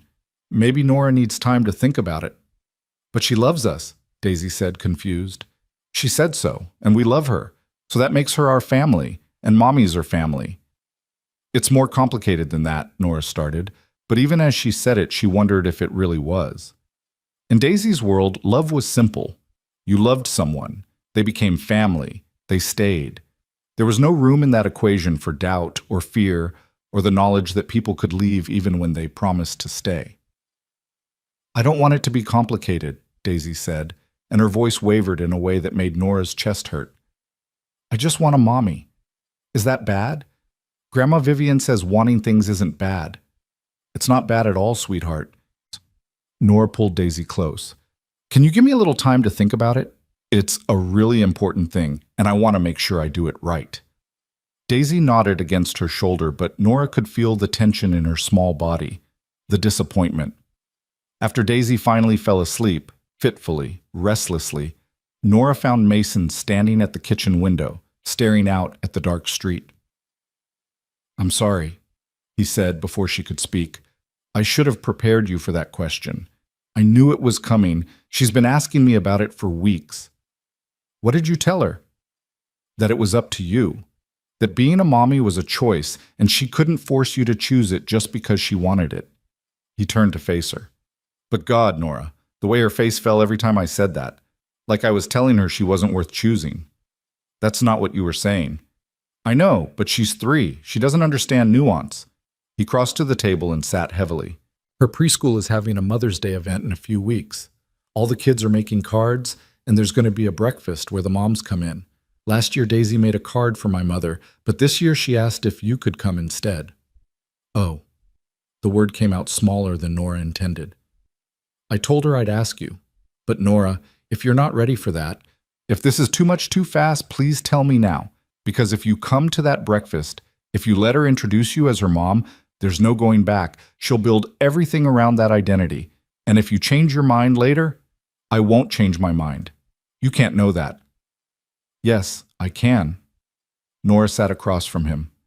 I love her, Mason. I love you. I want to be her mother. I want to be part of this family officially. Relief flooded his face, but it was chased quickly by something else. Worry. There's something I need to tell you, he said quietly. Something I should have told you weeks ago. Nora's stomach dropped. What? The fundraiser? The one at the Fairmont? Mason wouldn't meet her eyes. It wasn't just for the children's hospital. It was also honoring people who've made significant contributions to the hospital. One of the people being honored was Rachel's father, Thomas Mitchell. The name hung in the air between them. He was there? Nora asked. At the fundraiser? You knew he'd be there?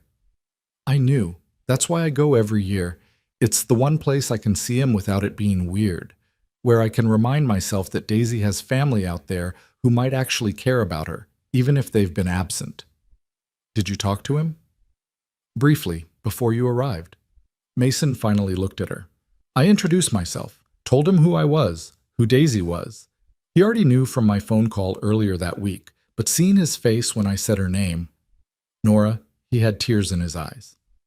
And you didn't think to mention this? I wanted to tell you. I started to tell you a dozen times, but we were in such a good place, and I was terrified that mentioning Rachel's family again would make you run. He reached for her hand. I'm sorry. I should have trusted you. Nora pulled her hand back, anger flaring hot in her chest. You're right. You should have. We just went through this, Mason. We just had this fight about trust and honesty and not keeping things from each other. I know. Do you? Because it seems like every time things get complicated, your first instinct is to shut me out. She stood, pacing to the window where he'd been standing minutes before. What else haven't you told me? What other surprises are waiting? Nothing, I swear. How am I supposed to believe that? The question hung heavy between them. In Daisy's room, they could hear her stirring, murmuring in her sleep. The sound was a reminder of what was at stake. Not just a relationship between two adults, but a child's heart, a child's trust. The Mitchells want to meet her in person, Mason said quietly. They've asked if they can come to Boston. Take her to the aquarium, maybe. Spend a day with her. When? Next weekend. They'd like you to come too, if you're comfortable with it. Mason stood, moving toward her slowly, like she was something that might spook. Thomas said he'd like to meet the woman his granddaughter talks about on their video calls, the one Daisy calls my Nora. My Nora. The possessive made her chest ache. She introduces you that way to everyone now. This is my Nora. She draws and makes pancakes and fixes my droopy face. Mason's voice cracked. You're already her mother in every way that matters. I'm just asking if you're ready to make it official. Not just for her, for me too. Nora turned to face him. What are you saying? I'm saying I want you to move in. I want you here every morning and every night. I want your stuff in my bathroom and your art on the walls and your coffee mug in the cabinet. He closed the distance between them. I want to make this real, legal, permanent. I want to give you every reason to trust that I'm not going anywhere and every proof that I believe you're not going anywhere either. Mason, I'm not asking you to marry me, not yet, but I'm asking you to build a life with us, officially, completely. He cupped her face in his hands. Please don't let my fear and my mistakes chase you away from the family you deserve. I'm not going anywhere, Nora said, and she meant it. Despite the anger, despite the fear, despite every rational voice in her head screaming that this was too fast and too complicated. But you have to promise me something. Anything. No more secrets, no more protecting me from difficult information. If we're doing this, if I'm going to be Daisy's mother and your partner, then I need to know everything. The good, the bad, and the terrifying. I promise. Say it like you mean it. Mason pressed his forehead to hers. I promise. No more secrets. No more shutting you out. You're in this with us. Which means you get all of it. The whole messy truth. They stood there in the quiet kitchen, holding each other while the city hummed outside and Daisy dreamed in the next room. And Nora thought about the question the little girl had asked. Could she call her mommy? The answer was yes. Had always been yes, even when Nora was too scared to admit it to herself. The following Saturday, Nora met Rachel's parents at the New England Aquarium. Thomas and Patricia Mitchell were exactly what Nora had expected, and nothing like she'd imagined. Thomas was tall and dignified with silver hair and Rachel's same blue eyes. Patricia was petite, with a warm smile that didn't quite reach her eyes. They both looked nervous, standing at the aquarium entrance with the kind of rigid posture that came from trying very hard to make a good impression. Daisy spotted them first and went suddenly shy, pressing against Mason's leg. That's your grandma and grandpa, Mason said gently. Remember? You talked to them on the computer? They're bigger in real life, Daisy whispered. Patricia knelt down, not coming closer, but making herself smaller. Hi, Daisy. We're so happy to meet you in person. You look like my maybe mommy, Daisy announced. The one in the pictures, but older. The maybe mommy reference made everyone flinch. Thomas cleared his throat.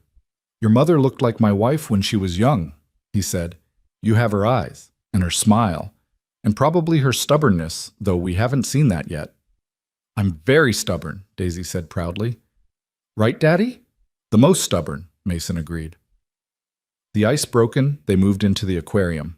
Nora hung back slightly, letting the Mitchells have their moment with Daisy.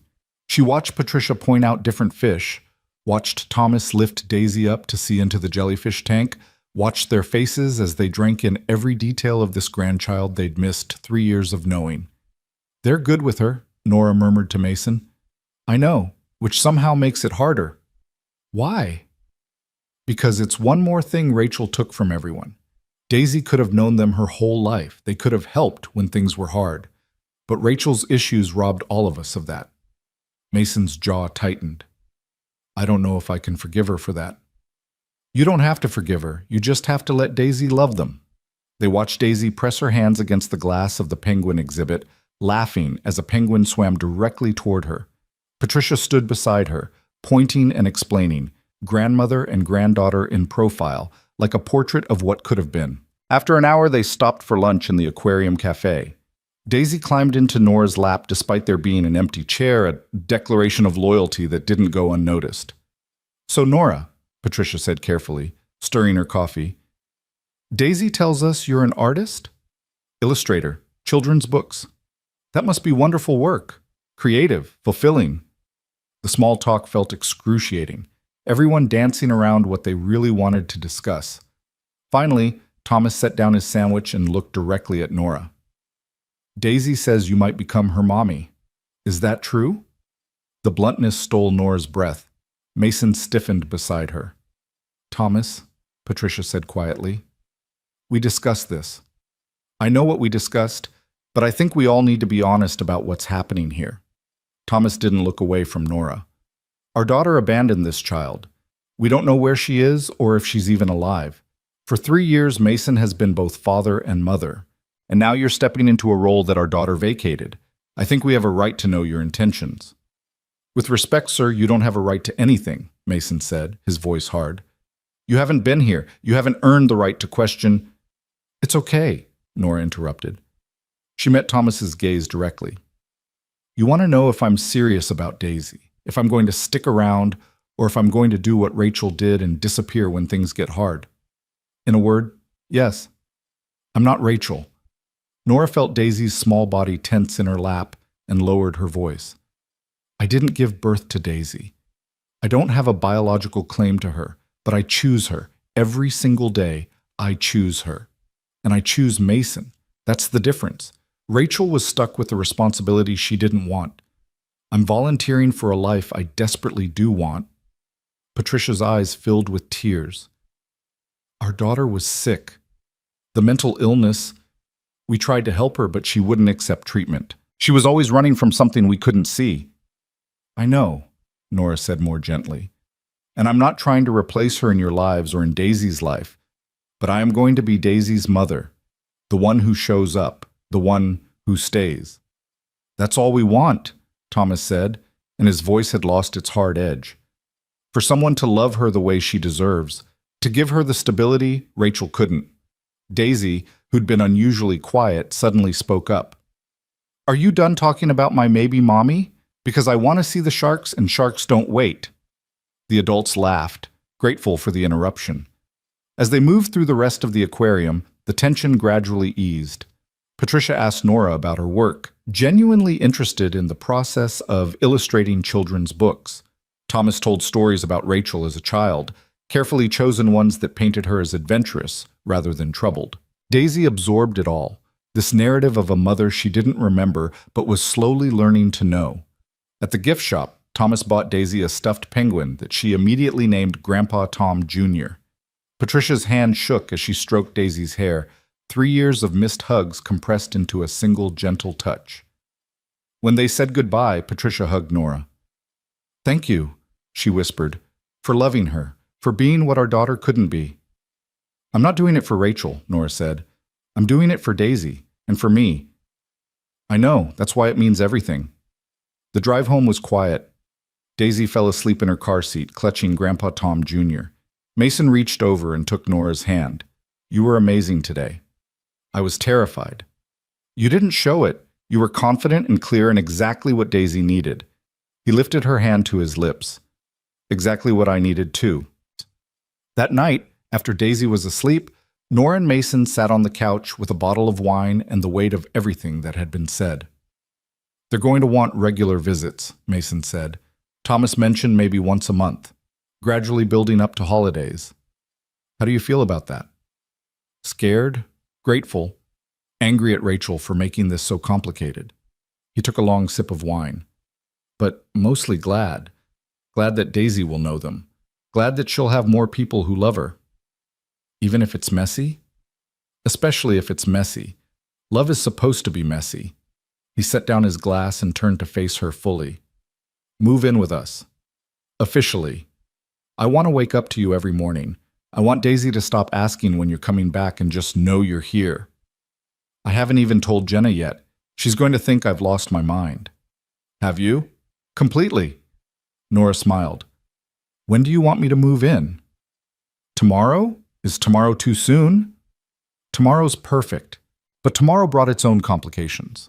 Nora's landlord required 60 days' notice. Her apartment lease didn't end until May. She'd need to sublet or pay double rent for 2 months, a financial strain she hadn't anticipated. I'll help with the rent, Mason said immediately when she told him. No, that's not fair to you. We're building a life together. Fair is whatever we decide it is. They compromised. Nora would start moving her things gradually, spending every night at the apartment above the bakery, but keeping her place on Beacon Hill until the lease ended.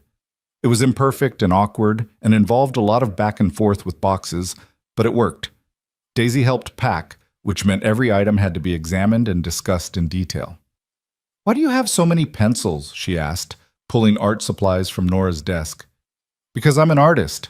Artists need lots of pencils. I'm an artist too. Can I have these? Those are special drawing pencils, but I'll buy you your own set. We can share. Daisy said it with such simple certainty, such absolute faith that of course they would share everything now. That's what mommies and daughters do. The word landed like it always did, a question and an answer at once. Nora knelt down to Daisy's level. Sweetie, about that. About calling me mommy. She took a breath. If that's what you want, if it feels right to you, then yes, you can call me mommy. Daisy's whole face lit up. Really? Really. But there's something important I need you to understand. You had a mommy before me. Her name is Rachel, and even though she's not here, she's still your birth mother. I'm not trying to erase her or replace her. You're my new mommy, Daisy said firmly. The one who stays. Rachel is my old mommy who went away. I can have both, right? Right. You can have both. Okay, then you're mommy, and she's Rachel, and that's that. Daisy threw her arms around Nora's neck. I love you, mommy. The word cracked Nora's heart open. I love you too, baby. So much. When Mason came home from the bakery that evening and heard Daisy call Nora mommy for the first time, he had to excuse himself to the bathroom. Nora found him there 10 minutes later, sitting on the edge of the tub with tears streaming down his face. She called you mommy, he said. She did. This is real. You're really staying. I'm really staying. He pulled her into his arms, and they stayed there in the small bathroom, holding each other while their daughter, sang to her stuffed animals in the next room. 2 weeks later came the Mother's Day breakfast at Daisy's preschool. Nora woke that morning with butterflies in her stomach. She changed outfits 3 times, finally settling on a simple blue dress that Daisy had declared very mommy-like. Mason made her breakfast, but she could barely eat. You're going to be great, he said, kissing her forehead. What if the other moms ask questions? What if they judge me for moving in so fast? What if you just enjoy the fact that our daughter wants to celebrate you? Mason tilted her face up. You've earned this. You've shown up for her every single day. You've loved her without reservation. You're her mother in every way that counts. The preschool had decorated the small classroom with handmade cards and wilting flowers in plastic vases. Other mothers arrived. Biological mothers, adoptive mothers, stepmothers, grandmothers standing in for absent parents. Nora realized she wasn't the only non-traditional mother there, and something in her chest unclenched slightly. Daisy grabbed her hand the moment she arrived and dragged her to a display board covered in children's artwork. That's mine, she announced proudly, pointing to a painting that was mostly purple swirls with some yellow blobs. It's you and me and Daddy and Mr. Buttons. We're at the park. It's beautiful. I know. Daisy's confidence was absolute. And look what I made you. She handed Nora a card decorated with stickers, glitter, and what might have been macaroni glued in the shape of a flower. Inside, in Mason's handwriting, but clearly dictated by Daisy, It read, "Thank you for being my mommy. I love you more than chocolate chips, and that's a lot. Love, Daisy." Nora's vision blurred. "Do you like it?" Daisy asked anxiously. "I love it. It's the best card I've ever received." The breakfast itself was chaos. Small children hopped up on too much sugar, mothers trying to have conversations while wiping up spills, teachers attempting to facilitate games that quickly devolved into friendly mayhem. Nora found herself sitting with 3 other mothers, answering the inevitable questions about how long she'd known Mason, how they'd met, how she'd adjusted to instant motherhood. She told them the truth about the disastrous blind date, about Daisy offering her a hug, about falling in love with both of them before she'd fully realized what was happening. "That's beautiful," one mother said. "My daughter's father and I have been together 8 years, and he still doesn't look at me the way Mason looks at you." "How does he look at me?" "Like you're the answer to a question he'd stopped asking." When the breakfast ended and Nora stood to leave, Daisy threw her arms around her legs. "You're the best mommy in the whole world," she said loudly enough for the entire classroom to hear. "I'm the luckiest mommy in the whole world," Nora corrected, kneeling to hug her properly. As she walked out of the preschool, card clutched in her hand and glitter somehow transferred to her dress, Nora realized she was crying. Not sad tears, not scared tears, just overwhelmed, grateful. "This is my life now" tears. She texted Mason a photo of the card. "Mason, she's been working on that for a week. Wouldn't let me help with the glitter." "Nora, I can tell. I'm covered in it." "Mason, the glitter is her signature. You'll be finding it in random places for months." "Nora, good. I want the reminder."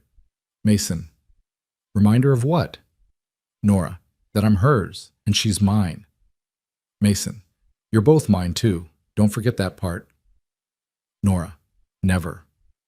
That evening, the 3 of them had dinner at Vivian's house. Mason's mother had insisted on celebrating Nora's first Mother's Day properly, which apparently involved enough food to feed 12 people and a bottle of champagne that she claimed to have been saving for a special occasion. "This qualifies," she said, popping the cork. "My granddaughter finally has a mother who deserves her."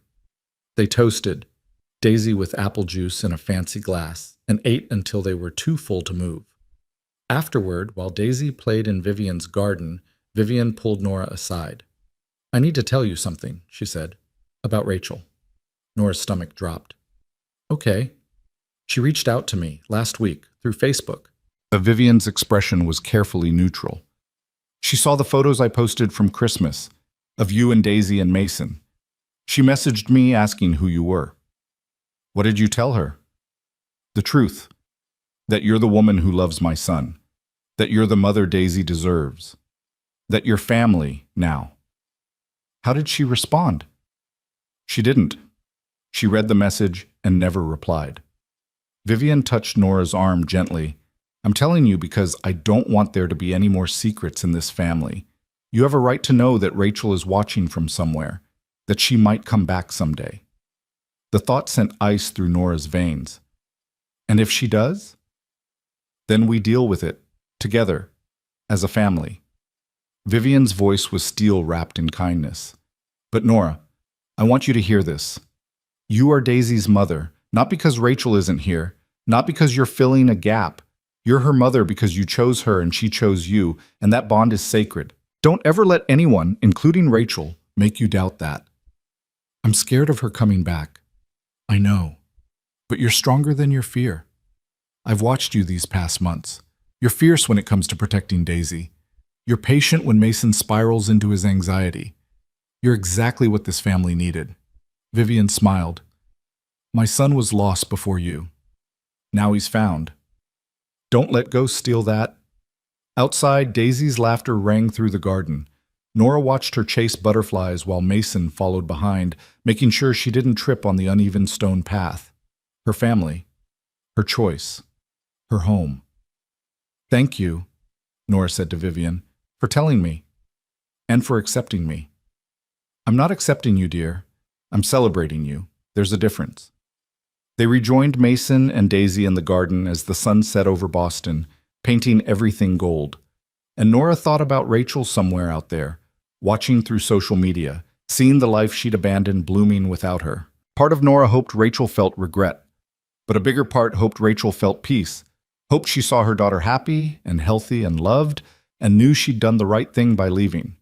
Because some people weren't built for staying, and some people, like Nora, were built for exactly this: for choosing, for loving, for staying, for being someone's mommy, even when it scared her, especially when it scared her, because that's what mothers do.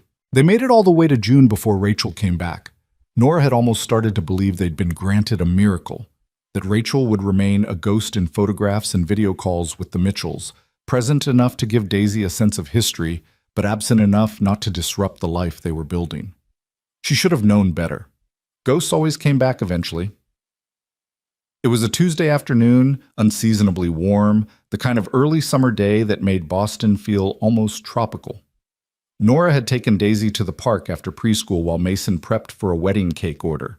They were on the swings, Daisy shrieking with delight every time Nora pushed her higher, when a woman's voice cut through the playground noise. "She's gotten so big!" Nora turned. The woman standing 10 feet away looked like she'd stepped out of one of the photographs Mason kept in a box under his bed, the ones he thought Nora didn't know about. Rachel was thinner than in the pictures, her blonde hair longer and less carefully styled, but she had the same blue eyes that Daisy had inherited. She wore jeans and a faded t-shirt and an expression that was equal parts terrified and determined. "Who are you?" Daisy asked, her swing slowing. Rachel's face crumpled. I'm your mom, baby." Everything inside Nora went cold. She stepped in front of Daisy's swing instinctively, her body a barrier between the child and this woman who had no right to show up unannounced after 3.5 years of silence. "You need to leave," Nora said, her voice steady despite the panic clawing at her throat. "I just want to talk to her, just for a minute, please." Rachel's eyes were wet. "I'm her mother." "No." The word came out harder than Nora intended. "You're the woman who gave birth to her. I'm her mother." "I know what I did. I know I left. But I'm better now. I've been in treatment. I'm on medication. I'm stable." Rachel took a step closer and Nora matched it, keeping herself between Rachel and Daisy. "Please, I just want to see her, to explain." "Mommy?" Daisy's small voice was confused, frightened. "Who is that lady?" The word mommy, directed at Nora, not Rachel, seemed to hit Rachel like a physical blow. She swayed slightly, wrapping her arms around herself. "I'm calling Mason," Nora said, pulling out her phone. "And if you're not gone by the time he gets here, I'm calling the police." "I have rights." "You abandoned her." Nora's voice shook now. "You walked out when she was 1 year old and you've been gone for 3.5 years. You don't get to show up at a playground and demand anything." Mason answered on the first ring. "Hey, is everything— Rachel's here, at the park. You need to come now." She heard him swear, heard the clatter of something dropping. "I'm on my way.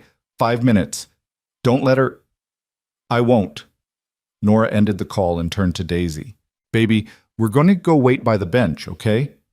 "But I'm swinging." "I know, but we need to go now." Nora lifted Daisy out of the swing, ignoring her protests, and carried her to a bench on the other side of the playground. Rachel followed at a distance, not approaching but not leaving either. "Is that lady really my other mommy?" Daisy whispered against Nora's shoulder. "She's the mommy who went away," Nora said carefully, using Daisy's own language. "The one we talk about sometimes." "Why is she here?" "I don't know, baby, but Daddy's coming and we're going to figure it out." Mason arrived in less than 5 minutes, slightly out of breath and still wearing his apron dusted with flour. He took in the scene immediately. Nora and Daisy on the bench, Rachel standing awkwardly by the swings, and his expression went through about 7 emotions in 2 seconds before settling on cold fury. "What are you doing here?" He didn't shout, but his voice carried across the playground. "I wanted to see her. I wanted to explain. You don't get to want things." Mason crossed to Nora and Daisy, placing himself between them and Rachel in an echo of Nora's earlier protective stance. "You gave up that right when you left." "I was sick, Mason. I was drowning. I thought I was doing the right thing by leaving before I hurt her." "You did hurt her. Every single day you've been gone has hurt her." His hands were shaking. Do you know what it's like to explain to a 2-year-old why her mommy doesn't want her? To watch her make Mother's Day cards for my mother because she doesn't have anyone else? To hear her tell her preschool teacher that maybe her mommy will come back if she's good enough? Rachel was crying openly now. I'm sorry. I'm so sorry. But I'm better now. I want to make it right. You can't make it right. There is no making this right. Mason's voice cracked. You don't get to waltz back in after 3 years and expect everything to be fine. I'm not expecting that. I just want a chance. To know her. To be part of her life. Rachel's eyes found Daisy, who was watching the whole scene with wide, confused eyes. Please, I'm her mother. No. Mason said it with absolute finality. Nora is her mother. You're a stranger. That's not fair. Nothing about this is fair. Mason pulled out his phone. I have full legal custody. The court granted it when you disappeared. You have no rights here. If you want to see Daisy, you'll need to go through the proper channels. File with the court. Prove you're stable. Maybe in a year or two, if you can demonstrate consistency, we can talk about supervised visits. A year? I can't wait a year. You waited 3 years to show up. You can wait another one to do it properly. Mason's voice was steel. Now leave, or I will call the police and report you for harassment. Rachel looked at Nora then, really looked at her. You're sleeping in my bed, raising my daughter, living my life. I'm living my own life, Nora said quietly. The one you walked away from. Do you love him? The question caught Nora off guard. Yes. And her? More than anything. Something in Rachel's expression shifted. The anger drained away, leaving only exhaustion. Then, I guess I did the right thing after all. Leaving. She wiped her eyes. I was never going to be what she needed. I could barely take care of myself. But I wanted to see her. To know she was okay. She's more than okay, Mason said, his voice softer now. She's happy. She's loved. She has a mother who shows up every single day. Rachel nodded slowly. She looked at Daisy one more time, memorizing her face. She looks like my mom. She does. Mason paused. Your parents have been seeing her. Did they tell you that? They told me. They told me about the video calls and the aquarium visit and how happy she is. Rachel's voice broke. They told me I should stay away, that I'd already done enough damage. They were probably right. They love her, Nora said. They're good for her. And you? Are you good for her? I'm trying to be. Rachel smiled, sad and genuine. That's all any mother can do. Try. She started backing away. Tell her I'm sorry when she's old enough to understand. Tell her I loved her enough to leave before I broke her completely. Rachel. Mason started, but she was already walking away, her shoulders hunched against the weight of everything she'd lost. They watched her disappear around the corner. Daisy tugged on Nora's shirt. Is she coming back? I don't think so, baby. Good. Daisy said it with the brutal honesty of a 3-year-old. She made Daddy sad and I don't like it. That evening, after Daisy was in bed and they'd called the Mitchells to tell them what happened, Nora and Mason sat on the couch in stunned silence. The reality of Rachel's appearance was still sinking in, the way she'd looked at Daisy, the things she'd said, the finality of her walking away. Do you think she'll try again? Nora asked. I don't know, maybe. Mason pulled her against his side. But if she does, we'll handle it, together. I was so scared. I know. I could hear it in your voice on the phone. He kissed her forehead. But you were perfect. You protected her. You stood your ground. I wanted to scream at her, to tell her exactly what these 3 years have been like for you, for Daisy. But I kept thinking about what Daisy would remember from today, and I didn't want it to be me losing control. That's what makes you a good mother, the one who stays calm when everything's falling apart. Nora turned to look at him. Do you think she'll file for custody? Honestly, no. I think she came here to convince herself that leaving was the right choice. And when she saw us, saw you with Daisy, she got her answer. Mason's voice was rough. She's not well, Nora. I could see it. The way she held herself, the tremor in her hands. She's better than she was, maybe, but she's not ready to be a parent. Will she ever be? I don't know. And as much as part of me wants to hate her for what she did, another part just feels sad for her. She's missing everything, every milestone, every moment, because she can't get out of her own way. They sat in silence for a while, processing. Finally, Nora spoke. I want to adopt her. Mason went very still. What? Daisy. I want to adopt her legally. I want my name on her birth certificate as her mother. I want it official. Nora's heart was pounding. I know it's complicated with Rachel. I know there might be legal battles. But I'm her mother, Mason. I want the law to recognize that. Are you sure? Because once we start that process, there's no going back. It'll bring up custody issues, Rachel's parental rights. It'll be messy. I'm sure. Rachel had 3.5 years to come back. She chose not to. She chose to walk away again today. Daisy deserves a mother who's committed, who's legally bound to her, who can't just leave. Mason cupped her face in his hands. You're really in this, completely. I told you I was all in. I meant it. Then let's do it. Let's make you Daisy's mother officially. He kissed her, soft and sweet. But there's one more thing I want to make official. He stood up and disappeared into the bedroom. Nora heard him rummaging in a drawer, and when he came back, he was holding a small velvet box. Her breath stopped. I bought this 2 months ago, Mason said, kneeling in front of her. I've been carrying it around in my pocket waiting for the right moment. But I realized today there is no right moment.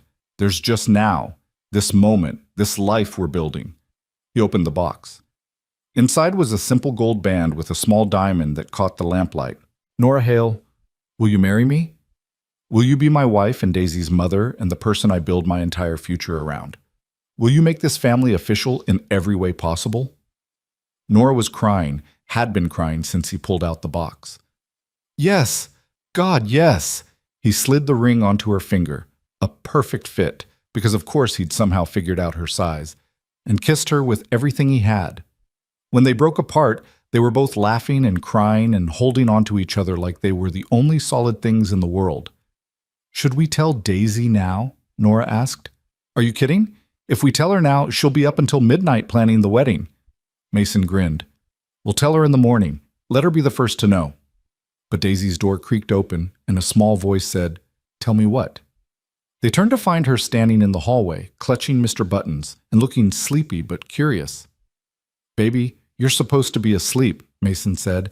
I heard Happy crying. Are you okay? Daisy patted over to them, and Nora lifted her into her lap. We're more than okay, Nora said. Daddy just asked me to marry him. Daisy's eyes went wide. Like a princess wedding? Something like that. And you said yes? I said yes. Daisy threw her arms around Nora's neck and squeezed. So you're going to be my mommy forever, not just for now.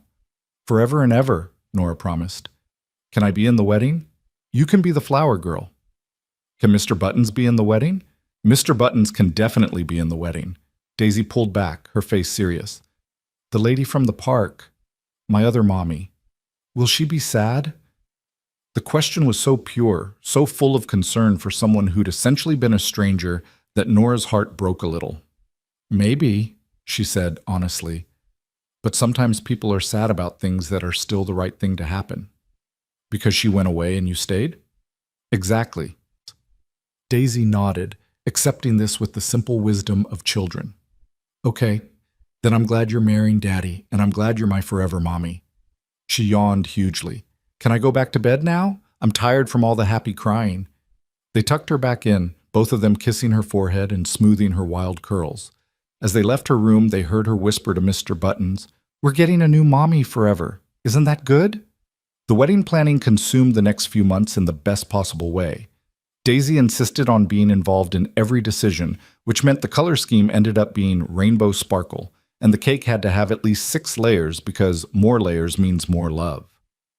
They decided on a small ceremony in the bakery itself, the place where their family had really begun, with close friends and family only. The Mitchells were invited and accepted immediately. Patricia cried when she got the invitation and called to ask if she could help with any of the planning. Thomas sent a generous check with a note that said simply, For the woman who loves our granddaughter. Jenna was maid of honor, a role she accepted while telling Nora she'd called this from the beginning. "I knew the night you texted me from that restaurant that something had changed," she said over wine while they addressed invitations. "You sounded different, lighter. I thought I sounded humiliated. That too, but underneath it you sounded like you were standing at the edge of something important." Jenna sealed another envelope. "I'm glad you jumped." "I'm glad I had someone push me," Nora admitted. Well, someone 3 feet tall with sticky hands and no concept of personal boundaries. The adoption paperwork moved forward simultaneously with the wedding planning. Mason's lawyer was optimistic. Rachel's abandonment was well documented. Her lack of contact spoke volumes, and the fact that she'd walked away at the park rather than fight suggested she wouldn't contest it. Still, there were procedures. Background checks, home visits, interviews with Daisy about how she felt about Nora becoming her legal mother. The social worker who conducted Daisy's interview called Nora afterward. "In 15 years of doing this job," she said, "I've never seen a child more certain about anything. When I asked Daisy how she felt about the adoption, she said, 'She's already my mommy. We're just telling the paper people so they know too.' That's a direct quote." "That sounds like her," Nora said, smiling through tears. "Ms. Hale, I'm recommending approval. You're clearly exactly what this child needs." The final hearing was scheduled for 2 weeks before the wedding. Mason, Nora, and Daisy sat in a judge's chambers while their lawyer presented the case. Daisy wore her favorite dress, the red velvet one from Christmas, and held Nora's hand the entire time. The judge was an older woman with kind eyes who spoke directly to Daisy. "Do you understand what adoption means?" she asked. "It means Mommy Nora gets to be my real mommy on paper," Daisy said confidently, "and nobody can say she's not." "And is that what you want?" "More than anything, except maybe a puppy. But Daddy says we have to wait on the puppy." The judge smiled. "Well, I can't help with the puppy, but I can help with the adoption." She signed the papers with a flourish. "Congratulations. Nora Hale is now legally Daisy Carter's mother." Nora sobbed. Mason sobbed. Daisy looked pleased with herself and asked if this meant they could get ice cream. They got ice cream. That night, Nora stared at the adoption certificate, at her name next to Daisy's, at the official stamp that made their bond legal and permanent. Mason found her like that, standing in their bedroom with tears streaming down her face. "She's mine," Nora whispered. "Legally mine. Forever." "She was always yours," Mason said. "But yeah, now the whole world knows it." The wedding day dawned clear and warm, September in Boston at its finest. The bakery had been transformed, flowers everywhere, chairs set up in rows, the smell of fresh bread mixing with roses. Daisy had appointed herself chief wedding coordinator and spent the morning bossing around everyone, including her grandmothers.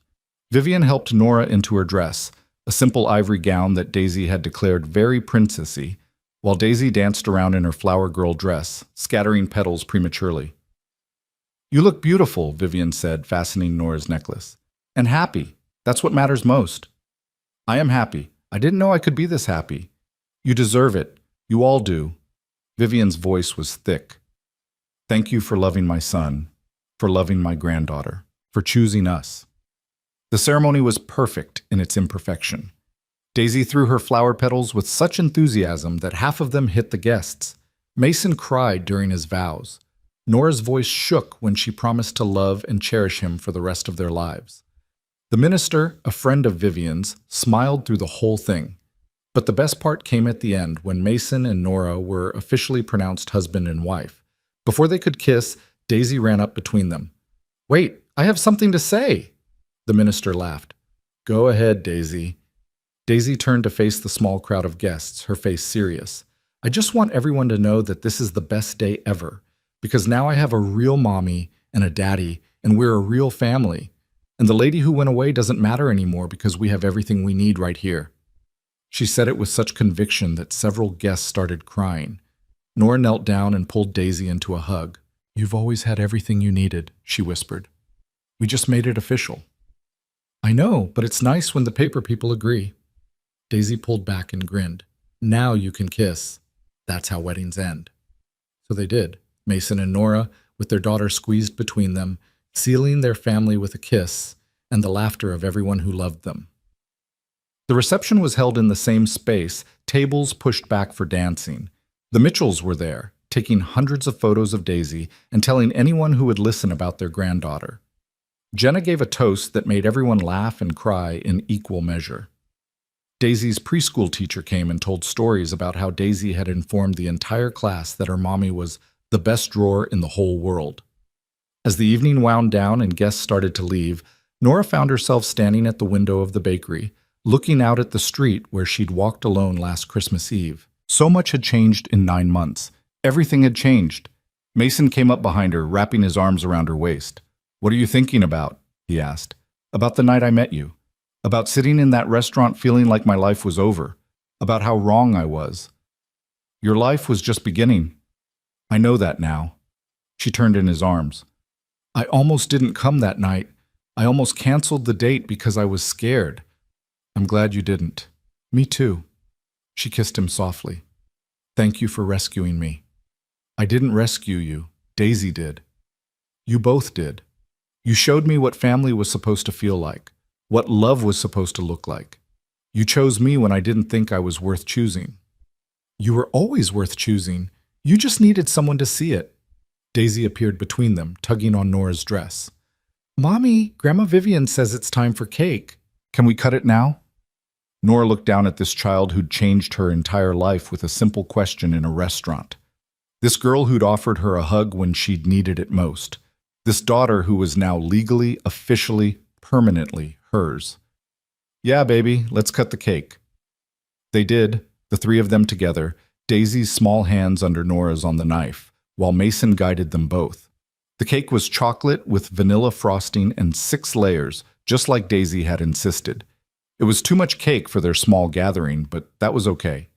Tomorrow they'd bring the leftovers to Daisy's preschool, and the day after that to the children's hospital, and the day after that to anyone who wanted a piece of their joy.